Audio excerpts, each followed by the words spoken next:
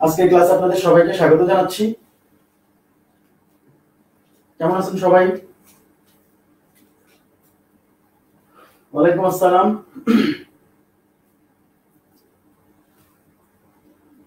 প্রীতমশীল আদাব। জি আলহামদুলিল্লাহ আমি ভালো আছি। আপনারা কেমন আছেন? সুমাইয়া, শিমু, মাহবুব হাসান, গুড ইভিনিং। আচ্ছা, সবাই শুনতে পাচ্ছেন কিনা এবং বোর্ড ক্লিয়ার দেখতে পাচ্ছেন কিনা একটু কমেন্ট করে জানান, আমি শুরু করে দিব। আজকে ঐকিক নিয়ম যতটুকু আছে, হয়তো 10টা অঙ্ক আছে, শেষ করে দিব এবং টাইম এন্ড ওয়ার্ক, কাজ এবং সময়ের অঙ্কগুলো শুরু করব। হ্যাঁ, কাজ এবং সময়ের অঙ্কগুলো শুরু করব। আমি আগেই বলেছি আমি একটু আমার ওই মেডিকেল টেস্টের জন্য আমি একটু ঢাকাতে থাকবো। কালকে রাত 11টার পরে চলে যাব। কালকেও ক্লাস নিব। হ্যাঁ, কালকেও আপনাদের ক্লাস নিব, এক্সট্রা ক্লাস, কারণ আমার পরবর্তী দিনে যে ক্লাসটা আছে ওটা আমি নিতে পারবো না, কারণ ওই সময় আমি বাইরে থাকবো। কালকেও ক্লাস নিব, আমি পোস্ট করে দিব গ্রুপে, ঠিক আছে? সমস্যা নেই। শুনতে পাচ্ছেন কিনা? হ্যাঁ, শুনতে পাচ্ছেন কিনা, দেখতে পাচ্ছেন কিনা একটু কমেন্ট করে জানান। জি, আমি ঢাকা থেকে আসার পরেই আমি সবকিছু সুন্দর করে গোছগাছ করা হয়ে গেলেই আমি 4-5 তারিখের দিকেই আপনাদের এক্সট্রা ক্লাসগুলো দেওয়া শুরু করে দেবো, ঠিক আছে? আচ্ছা, শুরু করে দিতে যাচ্ছি। শোনা যাচ্ছে? প্লিজ একটু কমেন্ট করে জানালে পরে আমি শুরু করতাম। ক্লিয়ার? হ্যাঁ, থ্যাংক ইউ ভেরি মাচ। শুনতে পাচ্ছেন তাহলে? ক্লিয়ার বলছেন? আচ্ছা আচ্ছা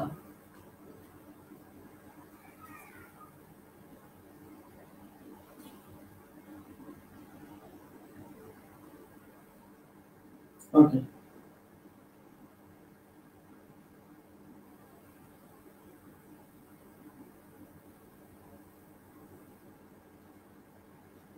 আচ্ছা, তাহলে শুরু করছি আমরা। তো আজকে আমি শুরু করব হচ্ছে কোশ্চেন নাম্বার 60 নাম্বার কোশ্চেন থেকে। দেখেন আপনারা এগুলো প্রশ্ন বিভিন্ন পরীক্ষাতে দেখে থাকবেন, আসে। ওকে, বিসিএস পরীক্ষায় একবার আসছে এটা, এই ধরনের প্রশ্ন। দেখেন কি বলছে। বলছে আচ্ছা, এখানে বলছে দেখেন যে একটি বানর 92 ফুট উঁচু, 92 ফুট উঁচু একটি তৈলাক্ত বাঁশ বেয়ে উপরে উঠতে লাগলো। বানরটি প্রথম মিনিটে 12 ফুট উপরে ওঠে। আচ্ছা, বানরটি প্রথম মিনিটে 12 ফুট উপরে ওঠে, কিন্তু দ্বিতীয় মিনিটে 8 ফুট নেমে যায়। আচ্ছা, বলছে বাঁশের মাথায় উঠতে বানরটির কত সময় লাগবে, কত মিনিট সময় লাগবে। এই ধরনের অঙ্ক শর্টকাট আজকে থেকে মূল নিয়ম শর্টকাট একসাথে করে দিব। এটা মূল নিয়ম বাধা রাখবো যে আবার পরে করাবো। হ্যাঁ, আচ্ছা, তাহলে এখন দেখেন কি বলছেন। এগুলো অঙ্ক হচ্ছে কেমন, বানর আসতে পারে, তারপর হচ্ছে একজন মানুষের কথা বলতে পারে, একজন পিঁপড়ার কথা, একটা পিঁপড়ার কথা বলতে পারে যে একটা পিঁপড়া প্রথম 5 মিনিট এতটুকু ওঠে, পরে প্রথম মিনিট এতটুকু ওঠে, তারপরে মিনিট এতটুকু নেমে যায়, এরকম মাথায় উঠতে কত সময় লাগবে, এই ধরনের প্রশ্ন আসতে পারে। আচ্ছা, এখন কি বলছে দেখেন, এই ধরনের প্রশ্ন সলভ করার জন্য আপনাকে যে কাজটা করতে হবে, প্রথমে একটু ট্রিক্স অ্যাপ্লাই করতে হবে। সেটা হচ্ছে যে বানর হোক আর মানুষ হোক আর যেই হোক, টার্গেট কি? বাঁশের মাথায় ওঠা, তাই তো? তাহলে বাঁশের মাথায় ওঠা হচ্ছে টার্গেট। তাহলে প্রথম মিনিটে সে 12 ফুট ওঠে, তাহলে প্রথমে কিন্তু সে উঠছে 12 ফুট। ধরেন এটা একটা বাঁশ। আগে একটা অঙ্ক কনসেপ্টটা ভালো করে বোঝেন, শর্টকাট পরে। হ্যাঁ, আচ্ছা, এটা একটা বাঁশ। সরি,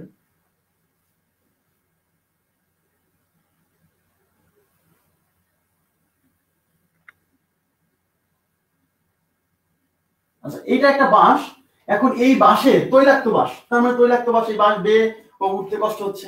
আচ্ছা, তাহলে এই টোটাল এইটা লেন্থ হচ্ছে 92 ফিট। হ্যাঁ, 92 ফুট এই টোটাল লেন্থ। আচ্ছা, তাহলে এই বাঁশ দিয়ে একটা বানর ওঠে, প্রথম মিনিটে 12 ফুট ওঠে।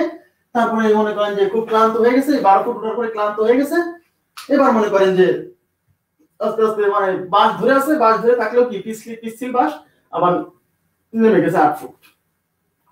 তাহলে কি ঘটনা ঘটছে? উঠছে নামছে, উঠছে নামছে, এভাবেই কিন্তু সে মাথায় উঠছে। কিন্তু দেখেন বাঁশ, এই বানরের টার্গেট কিন্তু এই বাঁশের মাথায় ওঠা, তাই না? তাহলে বাঁশের মাথায় ওঠা যদি টার্গেট হয়, তাহলে আমরা এই অঙ্কটা করার সময় মাথায় রাখবেন, এই অঙ্কটা করার সময় আমরা এই শেষের অংশটা আগে করবো, আগে সলভ করবো। মনোযোগ দিন প্লিজ। আমরা ধরে নিব না, আসলেই তাই, যে এ তো 1 মিনিটে তো 12 ফুট ওঠে, এটা তো শিওর। প্রথম 1 মিনিটে তো 12 ফুট ওঠে, তাহলে আমরা ধরে নিব যে এই লাস্টের 12 ফুট, এই লাস্টের 12 ফুট 1 মিনিটে উঠবে এবং বানরটা বাঁশের মাথা ধরে ফেলবে অবশ্যই, কারণ তার টার্গেট তো মাথায় ওঠা। তাহলে যখন সে উপরে উঠে যখন বাঁশের মাথা এরকম ধরে ফেলবে, আপনি নিজেই চিন্তা করেন, বাঁশের মাথা ধরে ফেললে তার নামবে না। বাঁশের মাথা ধরে ফেললে কি আর নামবে না। তার মানে লাস্টের মিনিটে ওই বানর শুধু উঠবে, নামবে না। কেন? কারণ ওর টার্গেট সে করে ফেলছে, ফুলফিল করে ফেলছে। কারণ ওর টার্গেট হচ্ছে বাঁশের মাথা ওঠা। তাহলে ও লাস্টের মিনিটে কিন্তু এই 12 ফুট উঠে এই বাঁশের মাথা ধরে ফেলবে, আর নামবে না। তার মানে লাস্টের মিনিটে বানর শুধু উঠছে, নামে নাই। কিন্তু এই যে উপরে যে 12 ফুট, এর নিচে যে জায়গাটা আছে, এই জায়গাতে সে উঠছে নামছে উঠছে নামছে উঠছে নামছে করতে করতে এখানে আসছে, এবং লাস্ট মোমেন্টে সে 12 ফুট উঠছে এবং বাঁশের মাথা ধরে ফেলছে, আর নামে নাই। বোঝা গেছে? এই অঙ্কটাকে আমরা দুই ভাগে ভাগ করে নিব। নাম্বার 1, এই যে প্রথমে 1 মিনিটে 12 ফুট উঠে, এরকম 1 মিনিটে কিন্তু বলতে পারে 7 ফুট ওঠে, তাহলে আমরা ধরে নিব লাস্টের 7 ফুট। ক্লিয়ার? তাহলে এই অঙ্কটা দুই ভাগে ভাগ করব। সেটা হচ্ছে শেষ 12 ফুট প্লাস, দুই অংশে ভাগ করে নিতে হবে। শেষ 12 ফুট প্লাস কতটুকু? প্লাস হচ্ছে এই 12 ফুটের নিচে যতটুকু আছে, টোটাল কত? 92। এই টোটালটা 92। এই 92 থেকে যদি 12 বাদ দেই, তাহলে এদিকে কতটুকু? 80 ফুট। তাহলে এই 92 minus 12 is equal two 80 foot. তাহলে আমরা দুই ভাবে, প্রথম শেষ 12 ফুটের জন্য একটা হিসাব হবে, এই লাস্ট এই মানে শেষ 12 ফুট বাদে যে এদিকে যে 80 ফুট আছে, এটার জন্য আলাদা হিসাব হবে। কেন? কারণ এই শেষ 12 ফুট সে শুধু উঠছে, নামবে না। আর এই 80 ফুট সে উঠছে নামছে উঠছে নামছে। ক্লিয়ার বিষয়টা? আচ্ছা, তাহলে আমরা কি বলতে পারি, শেষ মিনিটে শেষ 12 ফুট 1 মিনিটে উঠবে শুধু, বানর আর নামবে না। এই কথাটা লিখতে হবে। কি লিখতে হবে? শেষ 12 ফুট 1 মিনিটে বানরটি উপরে উঠে বাঁশের মাথা ধরে ফেলবে, ফলে কি আর নামবে না। পিচ্ছিল, তাহলে মাথা ধরে ফেলছে, তাহলে তার নামার কোনো সুযোগ নেই। ক্লিয়ার? আচ্ছা, তাহলে শেষ 12 ফুট 1 মিনিটে, প্র্যাকটিক্যালি চিন্তা করেন, আপনি হলে কি করতেন? আপনি মনে করেন খুব কষ্টে উঠে গেছে, উঠে যায়, খালি যদি বাঁশের মাথাটা ধরতে পারেন, তাহলে কি নামবেন? নামবেন না, উপরে উঠে চলে যাবেন। ঠিক আছে? তো বানরও তো তাই। আচ্ছা, শেষ 12 ফুট 1 মিনিটে উঠবে এবং বাঁশের মাথা ধরে ফেলবে। বাঁশের মাথা ধরে ফেলবে, ফলে আর নামবে না, আর নামবে না। তার মানে ওই যে শেষ 12 ফুট উঠলো 1 মিনিটে, তাহলে ওই 1 মিনিটের হিসাবটা কিন্তু আমি আলাদা করে রাখলাম। এইবার নিচে যে 80 ফুট ছিল, এই 80 ফুটের হিসাব করতে হবে। এই 80 ফুটে কিন্তু সে কিছু সময় উঠছে, তারপরে আবার নামছে, উঠছে নামছে, এরকম চলে গেছে। সবাই মনোযোগ দেন। ঘটনা কি? সে কিন্তু 1 মিনিটে 12 ফুট ওঠে, তাহলে শুরু করছে 1 মিনিটে 12 ফুট উঠছে, 1 মিনিটে 12 ফুট উঠছে, তারপরের মিনিটেই আবার 8 ফুট নেমে গেছে। তাহলে 12 ফুট উঠছে, 8 ফুট নেমে গেছে, তাহলে রেজাল্টেন্ট কয় ফুট উঠলো? 12 ফুট উঠছে, 8 ফুট নেমে গেছে, তাহলে 12 ফুট থেকে ওই নেমে যাওয়া 8 ফুট বাদ দেন, কয় ফুট? 4 ফুট। তার মানে প্রথম মিনিটে সে 1 মিনিটে 12 ফুট উঠলো আর 1 মিনিটে 12 ফুট নামলো, তাহলে এখানে কয় মিনিটের হিসাব হলো? 2 মিনিটের হিসাব। 1 মিনিট উঠা, 1 মিনিট নামা। তার মানে 2 মিনিটে সে 4 ফুট করে উঠতেছে। কেন? কারণ 1 মিনিটে 12 ফুট উঠে গেছে, তারপরে মিনিটে আবার 8 ফুট নেমে গেছে। তার মানে রেজাল্টেন্ট এই 2 মিনিটে, প্রতি 2 মিনিটে সে 4 ফুট করে ওঠে। এইটুকু বুঝছেন কিনা? ঠিক আছে? তার মানে প্রতি 2 মিনিটে বানরটি ওঠে কয় ফুট? 4 ফুট। ক্লিয়ার বিষয়টা? আচ্ছা, তাহলে প্রতি 2 মিনিটে বানরটি উপরে ওঠে,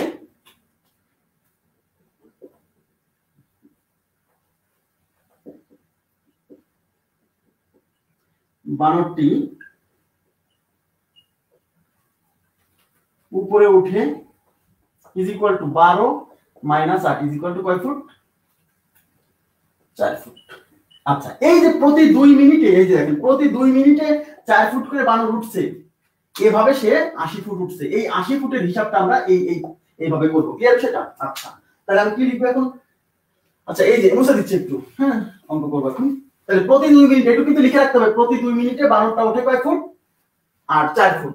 এই যে প্রতি 2 মিনিটে 4 ফুট করে উঠছে, এই প্রতি 2 মিনিটে 4 ফুট করে ওঠে, এরকম কতটুকু উঠবে? এই 80 ফুট কিন্তু এইভাবে উঠবে, উঠবে নামবে, উঠবে নামবে। আচ্ছা, তাহলে আমি এখন দেখবো যে 80 ফুট উঠতে বানরের কত সময় লাগে।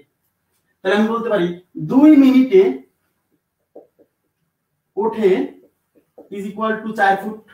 বা আমার তো সময় বের করতে হবে, আমার কিন্তু সময় বের করতে হবে। তাহলে সময়টা আমরা কোথায় রাখবো? ডানে রাখবো। তাহলে কি লিখবো? 4 ফুট ওঠে ইজ ইকুয়াল টু 2 মিনিটে। অতএব 1 ফুট ওঠে ইজ ইকুয়াল টু 2/4 মিনিটে। অতএব এরকম 80 ফুট উঠছে কয় মিনিটে? অতএব 80 ফুট ওঠে is equal to 2 * 80 divided by 4। 4 দিয়ে 80 কে কাটা যায়, 4 20 80, 20 দুগুণ কত? 40 মিনিটে। তার মানে ওই বানরটা এই 80 ফুট উঠছে কয় মিনিটে? 40 মিনিটে। এই 80 ফুট উঠছে 40 মিনিটে, কিন্তু এই 80 পরে যে 12 ফুট ছিল, এই 12 ফুট 1 মিনিটে উঠে গেছে, আর নামে নাই। তার মানে টোটাল সময় হলো এই 80 ফুটে 40 মিনিট, আর ওই লাস্টের 12 ফুটে 1 মিনিট। ওখানে কিন্তু 2 মিনিট না। কেন? কারণ ওখানে তো শুধু উঠছে 1 মিনিটে, নামে তো নাই। তাকে আচ্ছা, তাহলে কি হলো? অতএব বাঁশের মাথায় উঠতে বানরটির মোট সময় লাগবে। অতএব বাঁশের মাথায় উঠতে বানরটির মোট সময় লাগবে is equal to 40 plus 1 is equal to 41 minute. আশা করি বুঝতে পারছেন সবাই। এবার আমাকে একটু কমেন্ট করে জানান তো অঙ্কের বেসিকটা বুঝলেন কিনা, প্লিজ একটু কমেন্ট করে জানান। আমি এখন একটা শর্টকাট দিব, যে শর্টকাট দিয়ে আপনার কিছুই বোঝা লাগবে না, খালি মান বসাবেন, উত্তর চলে আসবে। অনেকেই যেটা চায়, ঠিক আছে, যদিও এটা উচিত না। হ্যাঁ, অঙ্কের বেসিক না বুঝে। আচ্ছা, তারপর আপনারা একটু প্লিজ একটু বেসিক ক্লিয়ার করাটা সবচেয়ে গুরুত্বপূর্ণ কাজ। অঙ্কটা বুঝতে পারছেন কিনা প্লিজ একটু ক্লিয়ার কিনা বলবেন, কমেন্ট করবেন। তারপর আমি চলে যাব হচ্ছে শর্টকাটে। আচ্ছা,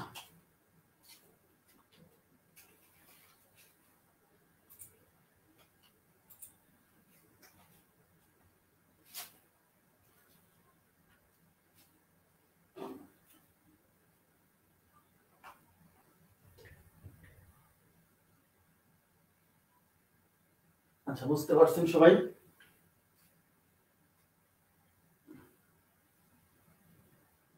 আচ্ছা, ক্লিয়ার বলছেন? আচ্ছা, এবার দেখেন, মুছে দিব এটা। আচ্ছা, এবার শর্টকাট।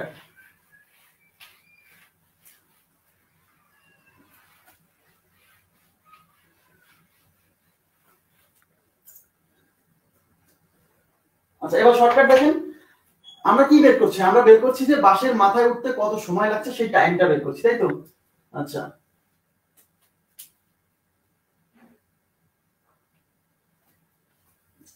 এক কেন বুঝলেন না? আপনি পরে ক্লাস জয়েন করছেন কিনা? পরে ক্লাসে জয়েন করছেন না? আচ্ছা, ক্লাস শুরু থেকে দেখবেন। আর আবার বলছি, ভিডিও যেহেতু সেভ থাকে, যারা লাইভে বুঝতে সমস্যা হয় মাইন্ড করেন না, এটা আপনার ভালোর জন্য। যাদের লাইভে বুঝতে সমস্যা হয় তারা অবশ্যই মানে রেকর্ড ক্লাস করবেন। মূল্যায়ন কোথায় লাগবে? এগুলো অঙ্ক রিটেন পরীক্ষাতে, অন্যান্য চাকরির পরীক্ষাতে আসে, সেজন্য, তাছাড়া কিছু না। আচ্ছা, এবার দেখেন যে শর্টকাটের বিষয়টা হচ্ছে, আমরা বের করছি যে বাঁশের মাথায় উঠতে কত সময় লাগছে, তাই না? বাঁশের মাথায় উঠতে কত সময় লাগছে, তাহলে সেই সময়টাকে আমরা টি বলছি, টাইম, টিতে টাইম। হ্যাঁ, তাহলে এটা হলো 2 * L - R divided by R - F plus 1। এই হলো শর্টকাট। টি টাইম মানে প্রয়োজনীয় সময়, time T is equal to 2 * L - R divided by R - F plus 1। আচ্ছা, এই যে প্লাস 1 কেন জানেন? এই প্লাস 1 হচ্ছে ওই যে লাস্টের 1 মিনিট যোগ করা হয়েছে সেই জিনিসটা, ঠিক আছে? আচ্ছা, এখন এই যে এল, এই এল বড় হাতের না দিয়ে ছোট হাতের দিই। এই এল হচ্ছে লেন্থ, মানে এল হচ্ছে বাঁশের মোট দৈর্ঘ্য, বাঁশের মোট দৈর্ঘ্য। হ্যাঁ, আর আর হচ্ছে রাইজ, রাইজ যেটাকে আমরা বলছি ওঠা। আর এফ হচ্ছে ফল, নামা।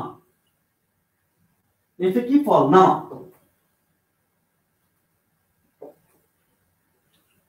আচ্ছা, এখন প্রশ্ন হচ্ছে, এই যে আর হচ্ছে রাইজ, ওই যে বলে না যে প্রথম মিনিটে 12 ফুট উঠলো, প্রথম মিনিটে 12 ফুট উঠলো, ওই ওই ওই 12 ফুট হলো এই আর এর মান, মানে রাইজের মান, ঠিক আছে? আচ্ছা, তারপরের মিনিটে, দ্বিতীয় মিনিটে আবার 8 ফুট নেমে গেল, ওই নেমে যাওয়াটাকে আমরা বলছি ফল। মানে এই যে এই অঙ্কে আর এর মান হচ্ছে রাইজ, মানে কতটুকু উঠছে? 12 ফুট, তাহলে আর এর মান 12। এই এফ এর মান ফল, মানে কতটুকু নেমে গেছে দ্বিতীয় মিনিটে? এটা 8। আর এই এল হলো বাঁশের টোটাল দৈর্ঘ্য, কত? 92 ফুট। 92 ফুট, ঠিক আছে? আচ্ছা, এখানে আমরা মান বসাই দিতে পারি। এখানে যদি মান বসাই দিই, তাহলে 2 * L এর মান কত? L এর মান হচ্ছে কিন্তু 92 মাইনাস আর মানে রাইজ, ওই যে 1 মিনিটে উঠছে কত? 12 ফুট। আচ্ছা, নিচে হচ্ছে আর মানে 12, আর এফ হচ্ছে ফল, ফল মানে হচ্ছে কত ফুট? 8 ফুট। এই যে +1 দিতে ভুলেন না কিন্তু। আচ্ছা তাহলে 2 ইনটু এই 92 থেকে 12 গেলে 80, নিচে হচ্ছে 12 থেকে 8 গেলে 4, এই সাথে +1, 4 20 80, 20 দ্বিগুণে কত 40 +1 কত 41, তার মানে উত্তর হচ্ছে 41 মিনিট। আশা করি বুঝতে পারছেন, এই হলো শর্টকাট, এখানে না বুঝলে কোনো প্রবলেম নেই। আচ্ছা এবার পরবর্তী প্রশ্নে চলে যাচ্ছি আমরা। পরবর্তী প্রশ্ন হলো 61 নাম্বার।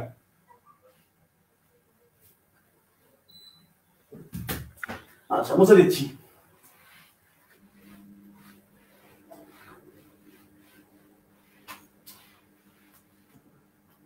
আচ্ছা 61 নম্বরে কি বলছে? 61 নম্বরে বলছে, আচ্ছা 61 নম্বরে বলছে দেখেন, একটি বানর একটি তৈলাক্ত বাঁশ বেয়ে উপরে উঠছে, বানরটি 1 মিনিটে 4 ফুট ওঠে কিন্তু পরের মিনিটে 3 ফুট নেমে যায়। তাহলে 1 মিনিটে 4 ফুট ওঠে। আচ্ছা 1 মিনিটে কই যাব? 1 মিনিটে 4 ফুট ওঠে কিন্তু পরের মিনিটে 3 ফুট নেমে যায়। ওকে ফাইন, সমস্যা নেই। আচ্ছা বাঁশটি 20 গজ লম্বা হলে, 20 গজ লম্বা হলে এর শেষ প্রান্তে উঠতে বানরটির কত সময় লাগবে? আচ্ছা দেখেন, তাহলে time T is equal two, মূল নিয়ম একটা করে দিছি, এটা বাসায় করবেন এখন। তাহলে 2 into l minus r divided by r minus f plus 1। l কি? বাঁশের মোট দৈর্ঘ্য, r হচ্ছে রাইজ, রাইজ মানে কয় ফুট ওঠে, ঠিক আছে? আচ্ছা রাইজ মানে কয় ফুট ওঠে, কয় ফুট ওঠে দেখেন, 1 মিনিটে 4 ফুট ওঠে, তার মানে r হচ্ছে 4 ফুট, ঠিক আছে, f এ ফুট। আচ্ছা আর কয় ফুট নেমে যায় পরের মিনিটে? 3 ফুট, তার মানে f হচ্ছে 3 ফুট। আচ্ছা এবার তাকান, তাহলে এই রাইজ এবং ফল এটা দিয়ে আছে ফুটে, কিন্তু টোটাল দৈর্ঘ্য l দিয়ে আছে গজে, 20 গজ। এই গজকে তাহলে ফুটে কনভার্ট করতে হবে, কেন? যেহেতু এগুলো ফুটে আছে, না হলে তো হবে না। 1 গজ সমান 3 ফুট, 1 গজ ইজ ইকুয়াল টু 3 ফুট। তাহলে বাঁশের দৈর্ঘ্য যেহেতু টোটাল হচ্ছে 20 গজ, তাহলে 1 গজে যদি 3 ফুট হয়, তাহলে টোটাল দৈর্ঘ্য হচ্ছে এই 20 কে 3 দিয়ে গুণ করলে 60 ফুট। বোঝা গেছে বিষয়টা? আচ্ছা তাহলে টোটাল দৈর্ঘ্য হচ্ছে 60 ফুট, ফুটে কনভার্ট করে নিতে হবে। তাহলে 2 ইনটু এটা হলো 60 মাইনাস এই r কিন্তু ভাই 4 ফুট, আর r হচ্ছে 4, f হচ্ছে 3 প্লাস 1। আচ্ছা তাহলে 2 ইনটু 60 থেকে 4 গেলে কত? 56, 56। আর নিচে হচ্ছে 4 থেকে 3 গেলে 1 প্লাস 1, 1 দিয়ে ভাগ করলে যা তাই, তাহলে 56 দ্বিগুণে কত? 112। তাহলে 112 সাথে 1 যোগ, তার মানে কত? 113 মিনিট। তাহলে উত্তর হচ্ছে 130 মিনিট, 130 মিনিট। 112 কেন? এক যোগ দিতে ভুলে গেছেন, দেখছেন? 1 যোগ দিতে কেবল করে দিলাম আর এখনই ভুলে গেছেন। ওকে আশা করি বুঝছেন। তাহলে দেখেন এখানে কিন্তু রাইস ফল ফুটে দেওয়া ছিল, হ্যাঁ, আর টোটাল দৈর্ঘ্য দেওয়া ছিল গজে। এইজন্য গজকে আমরা কিসে করছি? কনভার্ট করছি, ফুটে কনভার্ট করছি। কেন? কারণ যেহেতু এগুলো ফুটে আছে। ক্লিয়ার বিষয়টা? আচ্ছা একই এককে নিয়ে আসতে হবে, মুছে দিচ্ছি। ওকে এটা গেল। তাহলে বানর এবং তৈলাক্ত বাঁশ, এটা পিঁপড়ার ক্ষেত্রে আসতে পারে, দেখবেন বইয়ে বিভিন্ন ধরনের অঙ্ক বিভিন্ন জায়গাতে আসতে দেওয়া আছে। এখন আমরা চলে যাচ্ছি নতুন অঙ্কে। আচ্ছা নতুন অঙ্ক হচ্ছে কোশ্চেন নাম্বার 62 নাম্বার প্রশ্ন। এই ধরনের প্রশ্ন পরীক্ষাতে এসে থাকে। আচ্ছা দেখেন কি বলছে, 62 নাম্বার প্রশ্নে বলছে 6 ফুট দীর্ঘ একটি বাঁশের 4 ফুট দীর্ঘ ছায়া হয়। একই সময়ে একটি গাছের ছায়া 64 ফুট লম্বা হলে গাছটির উচ্চতা কত? এই অঙ্ক করার জন্য আপনাকে যে বিষয়টা মনে রাখতে হবে সেটা হচ্ছে যে, আচ্ছা আগে মূল নিয়ম করে দিচ্ছি। মূল নিয়ম মানে ওটাও মূল নিয়ম, সমস্যা নেই। তাহলে একটা নির্দিষ্ট একটা জায়গাতে, কোন একটা জায়গায় আপনি দাঁড়ায় আছেন, ছায়াটা তৈরি হয় কিসের জন্য? সূর্যের আলো যে পাশ থেকে আসে তার বিপরীত পাশে ছায়া পড়ে, তাই তো? তাহলে যে জিনিস যত লম্বা হবে তার ছায়াটা তত বড় হবে, তাই না? তাহলে বড় জিনিসের বড় ছায়া, ছোট জিনিসের ছোট ছায়া। এই ছায়ার সাথে বস্তুর প্রকৃত দৈর্ঘ্যের অনুপাত সবসময় সেম থাকবে। একটা নির্দিষ্ট টাইমে একটা নির্দিষ্ট স্থানে কোন একটা বস্তুর, ঠিক আছে, কোন একটা বস্তুর প্রকৃত দৈর্ঘ্য এবং তার ছায়ার দৈর্ঘ্য, কোন একটা বস্তু না, যে কোনো বস্তুর প্রকৃত দৈর্ঘ্য এবং ছায়ার দৈর্ঘ্যের অনুপাতটা সবসময় ফিক্সড। তার মানে হচ্ছে কেন অনুপাতটা ফিক্সড? কারণ বস্তু বড় হলে ছায়া বড় হবে, বস্তু ছোট হলে ছায়া ছোট হবে, অনুপাতটা সবসময় একই থাকবে। বোঝা গেছে বিষয়টা? আচ্ছা তাহলে এখন কি বলছি, তার মানে আমাকে বের করতে বলছে কি গাছটির উচ্চতা কত, প্রকৃত উচ্চতা চাইছে। তার মানে একটা বস্তুর ছায়া হচ্ছে 6 ফুট দীর্ঘ একটা বস্তু, তার বাঁশের ছায়া হচ্ছে 4 ফুট। বস্তুর দৈর্ঘ্য, বস্তু মানে বাঁশের দৈর্ঘ্য হচ্ছে 6 ফুট, তার ছায়াটা পড়ছে কতটুকু? 4 ফুট। তাহলে বলছে যে কোনো একটা গাছ, ওই একই সময়ে কোনো একটা গাছের দৈর্ঘ্য যদি 64 ফুট হয়, তাহলে না গাছের ছায়ার দৈর্ঘ্য যদি 64 ফুট হয়, এটা ছায়া, হ্যাঁ এটাও কিন্তু ছায়া, তাহলে এর প্রকৃত উচ্চতা কত? তাহলে এটা ওই নিয়মের মাধ্যমে করলে তাহলে আমাদের কি বের করতে বলছে প্রকৃত উচ্চতা। তার মানে যে বাসটার দৈর্ঘ্য যে বাসটার ছায়ার দৈর্ঘ্য 4 ফুট তার প্রকৃত উচ্চতা হলো 6 ফুট। তাহলে যার ছায়ার দৈর্ঘ্য 64 ফুট তার প্রকৃত উচ্চতা কত? বোঝা গেছে সেটা? তাহলে আমরা কি বলবো? প্রকৃত উচ্চতা 4 ফুট হলে, আচ্ছা নির্ণয় করতে বলছে কি প্রকৃত উচ্চতা, তাহলে প্রকৃত উচ্চতা নির্ণয় করতে বলছে তাহলে সেটা ডানে রাখতে হবে। তাহলে আমরা কি বলবো? ছায়ার দৈর্ঘ্য এই যে 4 ফুট হলে প্রকৃত উচ্চতা কয় ফুট? 6 ফুট। তার মানে যার ছায়ার দৈর্ঘ্য 4 ফুট তার প্রকৃত উচ্চতা হচ্ছে 6 ফুট। অতএব ছায়ার দৈর্ঘ্য 1 ফুট হলে প্রকৃত উচ্চতা 6/4 ফুট। আচ্ছা, অতএব ছায়ার দৈর্ঘ্য যদি 64 ফুট হয় তাহলে তার প্রকৃত উচ্চতা কত? ছায়ার দৈর্ঘ্য 64 ফিট হলে 64 ডিভাইড বাই 4, 4 দিয়ে কাটা যায় হচ্ছে কত? 4 16 তে 64, 6 16 তে কত? 96 ফুট। তার মানে যে গাছটার ছায়ার দৈর্ঘ্য 64 ফুট তার প্রকৃত উচ্চতা হচ্ছে 96 ফুট, 96 ফুট। ঠিক আছে, আশা করি বুঝতে পারছেন সবাই। জি 96 ফুট। তাহলে কনসেপ্ট হচ্ছে, আচ্ছা তাহলে কনসেপ্টটা কি? কনসেপ্ট হচ্ছে যে এই ছায়ার সাথে প্রকৃত উচ্চতার যে রিলেশন সেটা ওই দিক নিয়ে আমরা সলভ করছি। আসলে বিষয়টা হচ্ছে মাথায় রাখবেন যে কোনো একটা নির্দিষ্ট সময়ে ছায়া এবং বস্তুর প্রকৃত দৈর্ঘ্যের অনুপাত সেম, যে কোনো বস্তু। আচ্ছা তাহলে আমরা কি বলবো? প্রথম ক্ষেত্রে দেখেন, প্রথম ক্ষেত্রে প্রকৃত উচ্চতা, এই যে প্রকৃত উচ্চতা ডিভাইডেড বাই ছায়া, হ্যাঁ ছায়ার দৈর্ঘ্য। আচ্ছা ছায়ার দৈর্ঘ্য, এই যে কোন বস্তুর প্রকৃত উচ্চতা ছায়ার দৈর্ঘ্যের অনুপাত যা হবে অন্য আরেকটা বস্তুর প্রকৃত উচ্চতা এবং ছায়ার দৈর্ঘ্যের অনুপাত তাই হবে। এটাই হলো শর্টকাট। ঠিক আছে, আচ্ছা তাহলে এখানেও প্রকৃত উচ্চতা ডিভাইডেড বাই ছায়ার দৈর্ঘ্য।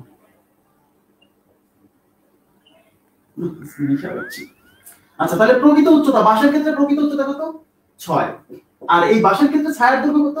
4 ইজ ইকুয়াল টু এই প্রকৃত উচ্চতা কার মানে যারটা বের করতে বলছে তার প্রকৃত উচ্চতা কত বের করতে বলছে, তাহলে এটা x, আর এটা ছায়ার দৈর্ঘ্য কত? 64, এখানে রাখলাম। এই 4 দিয়ে 64 কে কাটা যায়, 4 16 তে 64, এই পাশে আর গুণ করলে যে 6 গুণ 16, 6 into 16 is equal two x, তার মানে প্রকৃত উচ্চতা x ইকুয়াল টু 6 16 তে 96। আশা করি বুঝতে পারছেন সবাই। তাহলে যদি দ্রুত করতে চান তাহলে কি করবেন? ওই ঠিক নিয়মে লিখে করতে পারেন, হ্যাঁ। আর যদি দ্রুত একদম দেখেই করতে চান তাহলে আপনি যদি জানেনই, মনে তো আছেই যে প্রকৃত উচ্চতা ডিভাইডেড বাই ছায়া ইজ ইকুয়াল টু প্রকৃত উচ্চতা ডিভাইডেড বাই ছায়া, তাহলে কি করবেন? আপনার আর এই প্রকৃত উচ্চতা লেখার দরকার নেই। আচ্ছা প্রকৃত উচ্চতা কত? 6, বাঁশের, বাঁশের প্রকৃত উচ্চতা বাঁশের ছায়া মানে প্রকৃত বাঁশের প্রকৃত উচ্চতা বাঁশের ছায়ার অনুপাত ইজ ইকুয়াল টু ওই বস্তুর প্রকৃত উচ্চতা ওই বস্তুর ছায়ার অনুপাত। তাহলে ওই বস্তুর প্রকৃত উচ্চতা বের করতে হবে x, আর ওই বস্তুর ছায়া হচ্ছে 64। বাস এবার কাটাকাটি তো হয়ে গেল, এই এক লাইনে অঙ্ক সলভ। ঠিক আছে, আচ্ছা এবার দেখেন পরেরটা।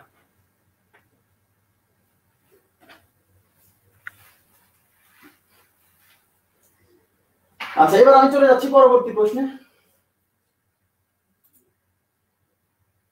62 পরে 63 নাম্বার প্রশ্ন। এই ধরনের প্রশ্ন পরীক্ষাতে এসে থাকে। দেখেন আগে আমরা অঙ্কটা করি। বলছে পানি ভর্তি, দেখেন একটু, পানি ভর্তি একটি বালতির ওজন 12 কেজি। পানি ভর্তি একটি বালতির ওজন 12 কেজি, ওজন না, এটা হবে ভর, হ্যাঁ। তারপর বইয়ে ওজন দেওয়া আছে, আমি ওজনই দিছি, আসলে অ্যাকচুয়ালি হবে ভর। আচ্ছা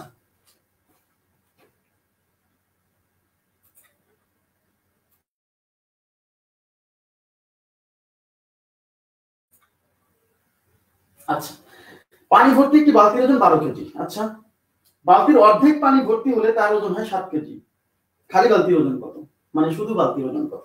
আচ্ছা পানি ভর্তি একটি বালতির ওজন 12 কেজি। আচ্ছা বলেন তো এই যে পানি ভর্তি একটি বালতির ওজন, এর ভেতরে কি আছে?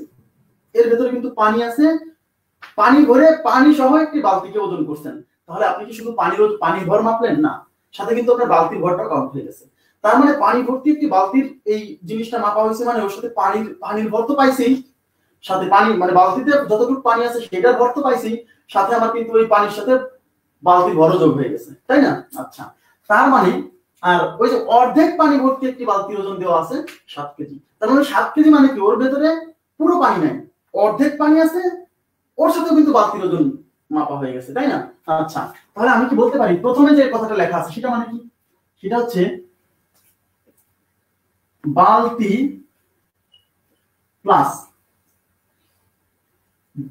প্লাস সম্পূর্ণ, দেখেন সম্পূর্ণ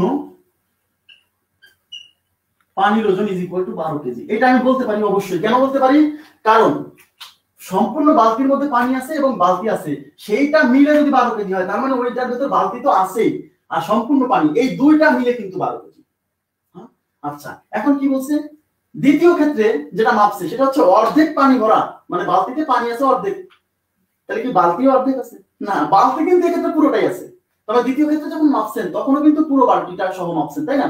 তাহলে দ্বিতীয় ক্ষেত্রে বালতিও আছে কিন্তু পানি কিন্তু অর্ধেক নাই, অর্ধেক পানি আছে। বালতি প্লাস অর্ধেক পানির ওজন, এটা হলো 7 কেজি। ঠিক আছে, তাহলে এটা একটা ইকুয়েশন, এটা একটা ইকুয়েশন। এবার আমি এটা কি করব? বিয়োগ করব। তাহলে এটা বিয়োগ করব, এই যে বিয়োগ করে দেখেন, বিয়োগ করে তাহলে মাইনাস হবে, এখানে প্লাস আছে মাইনাস হবে, এখানে প্লাস আছে মাইনাস হবে। তাহলে এই বালতি আর বালতি বিয়োগ হয়ে কেটে যাবে, থাকবে না। তাহলে এটা সম্পূর্ণ পানি মাইনাস অর্ধেক পানি। আচ্ছা বলেন তো, সম্পূর্ণ পানি থেকে যদি অর্ধেক পানি বিয়োগ হয়ে যায় তাহলে আর কতটুকু থাকে? অর্ধেক পানি থাকে। তার মানে এইখান থেকে এটা বিয়োগ করলে অর্ধেক পানির ওজন। লজিক্যালি বোঝাচ্ছি, একদমই ক্লিয়ার করে দিব, আমি বোঝেন। তাহলে অর্ধেক পানির ওজন এই 12 থেকে 7 কেজি বিয়োগ হলে কয় কেজি? 5 কেজি। তার মানে এই যে এখানে কিন্তু বালতি নাই, এখানে কিন্তু শুধু অর্ধেক পানি, মানে অর্ধেক বালতির অর্ধেকে যে পানি আছে সেই অর্ধেক পানির ওজন 5 কেজি। তাহলে অর্ধেক পানির ওজন 5 কেজি, তাহলে সম্পূর্ণ পানির ওজন কত? মানে বালতিতে যখন অর্ধেক পানি থাকে তখন তার ভর হয় 5 কেজি। তাহলে পুরো বালতির পানির ওজন কত? তাহলে অতএব সম্পূর্ণ পানির ওজন, তাহলে অর্ধেক পানির ওজন যদি 5 কেজি হয় তাহলে পুরোটার কি হবে? দ্বিগুণ হবে, 5 গুণ 2 10 কেজি। তার মানে সম্পূর্ণ পানি, মানে শুধু পানি যখন থাকে তখন তার ওজন 10 কেজি। তাহলে এবার তাকান, এই 12 কেজি মানে কি? এই 12 কেজি কিন্তু বালতি সহ সম্পূর্ণ পানি, আর এটা কিন্তু শুধু সম্পূর্ণ পানি। তাহলে এই বালতি সহ সম্পূর্ণ পানি থেকে এই সম্পূর্ণ পানি 10 কেজি বাদ দিলেই তো ওই যে 2 কেজি আসতেছে এক্সট্রা, ওই এক্সট্রা 2 কেজি কিসের ওজন? বালতির ওজন। ঠিক আছে সেটা আশা করি বুঝতে পারছেন। আচ্ছা, অনেকভাবেই করা যায়, কোনো সমস্যা নেই। আচ্ছা, এখন আমরা এই জিনিসটা একদম মানে প্র্যাকটিক্যালি বোঝার চেষ্টা করি যে ঘটনাটা কি ঘটছে। মুছে দিচ্ছি আমি এটা। হ্যাঁ, আচ্ছা দেখেন, অঙ্কগুলো ইম্পর্টেন্ট, পরীক্ষা আসে। আচ্ছা, এখানে ঘটনা হচ্ছে, ধরেন এটা একটা বালতি,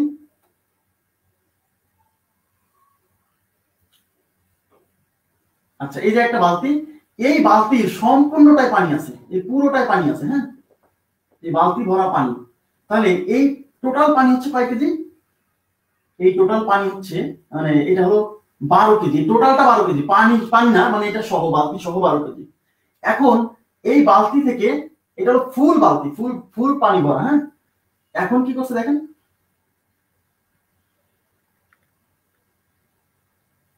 আচ্ছা এখন কি করছে, এই বালতির অর্ধেক পানি ফেলে দিছে। তার মানে বলছে দেখেন, অর্ধেক পানি ভরা, দেখেন অর্ধেক বালতির যখন পানি আছে তখন, একটু তাকান, তখন কিন্তু এটা হলো 7 কেজি, 7 কেজি। তার মানে এই শুধু পানি না, এই পুরোটা 7 কেজি, আর এখানে পুরোটা 12 কেজি। আচ্ছা এবার তাকান তো, এখানে পানি আছে কত? অর্ধেক। তাহলে এখানে এখানে কি হয়েছে? এই উপরে কিন্তু এখানে পানি ছিল, এখান থেকে পানি ফেলে দেওয়া হয়েছে না? তাহলে বলেন তো, কি বলছে যে এখানে অর্ধেক পানি আছে, তার মানে এই জায়গাতে আরো অর্ধেক পানি ছিল, এই জায়গা থেকে আরো অর্ধেক পানি ছিল। এবার তাকান তো, এটা যদি 12 কেজি হয় আর এই টোটালটা যদি 7 কেজি হয়, তাহলে এখান থেকে এখানে যেতে ওজন কতটুকু কমে গেছে? 5 কেজি কমে গেছে। তাহলে ওই যে 5 কেজি কমে গেছে, এই কমে যাওয়া 5 কেজি কিন্তু শুধু পানি পড়ে গেছে, তার মানে অর্ধেক পানি পড়ে গেছে যার পরিমাণ ছিল 5 কেজি। তাহলে এই অর্ধেক এখানে যদি যেটুকু যে পানি ছিল সেটা 5 কেজি, তাহলে এটা যেহেতু অর্ধেক, তাহলে নিচে যে অর্ধেক আছে এখানেও 5 কেজি পানি আছে। বোঝাই যাচ্ছে এখানে 5 কেজি আর এই যে নিচে 5 কেজি, তার মানে পানি ছিল মোট 10 কেজি। তাহলে 12 কেজি হওয়ার কারণ কি? 12 কেজি হওয়ার কারণ, পানি যদি 10 কেজি হয় তাহলে 12 কেজি হচ্ছে কিসের জন্য? ওই বালতির ওজনের জন্য। তার মানে এক্সট্রা 2 কেজি হচ্ছে বালতির ওজন। আশা করি বুঝতে পারছেন এটা, ক্লিয়ার বিষয়টা? আচ্ছা মুছে দিচ্ছি, ইম্পর্টেন্ট কিন্তু প্রশ্ন, পরীক্ষা আসছে কিন্তু অনেকবার। আর এবার পরবর্তী প্রশ্ন দেখুন।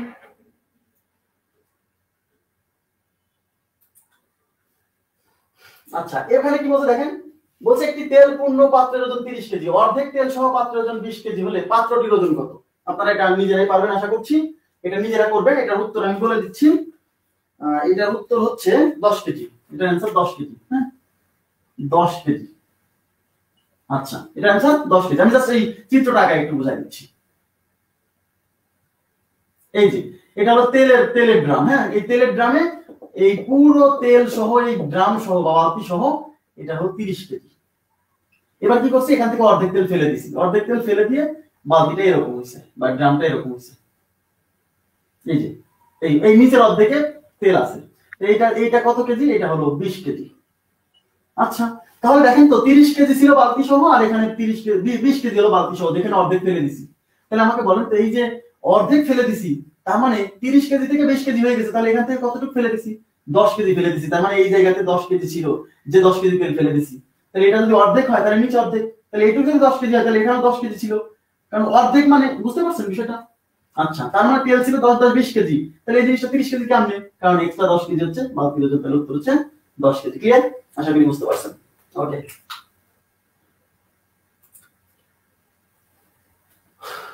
আচ্ছা আমি পরবর্তী প্রশ্নে চলে যাব, মুছে দিচ্ছি।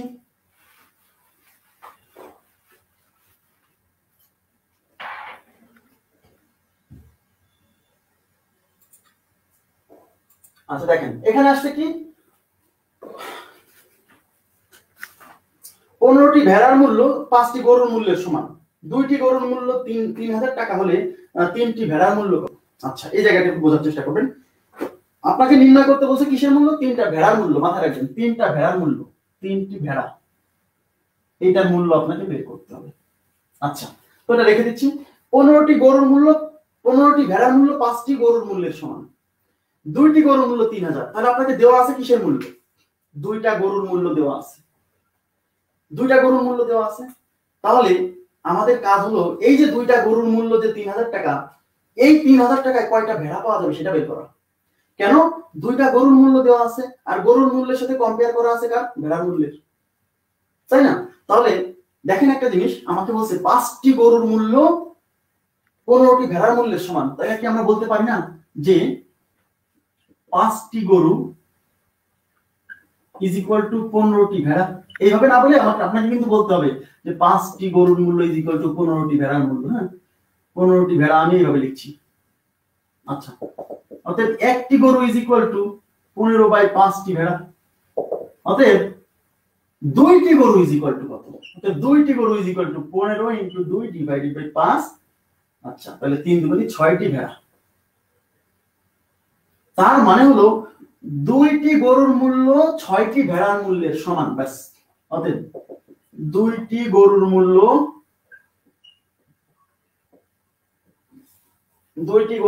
6টি ভেড়ার মূল্যের সমান। আচ্ছা, তাহলে 2টি গরুর মূল্য 6টি ভেড়ার মূল্যের সমান।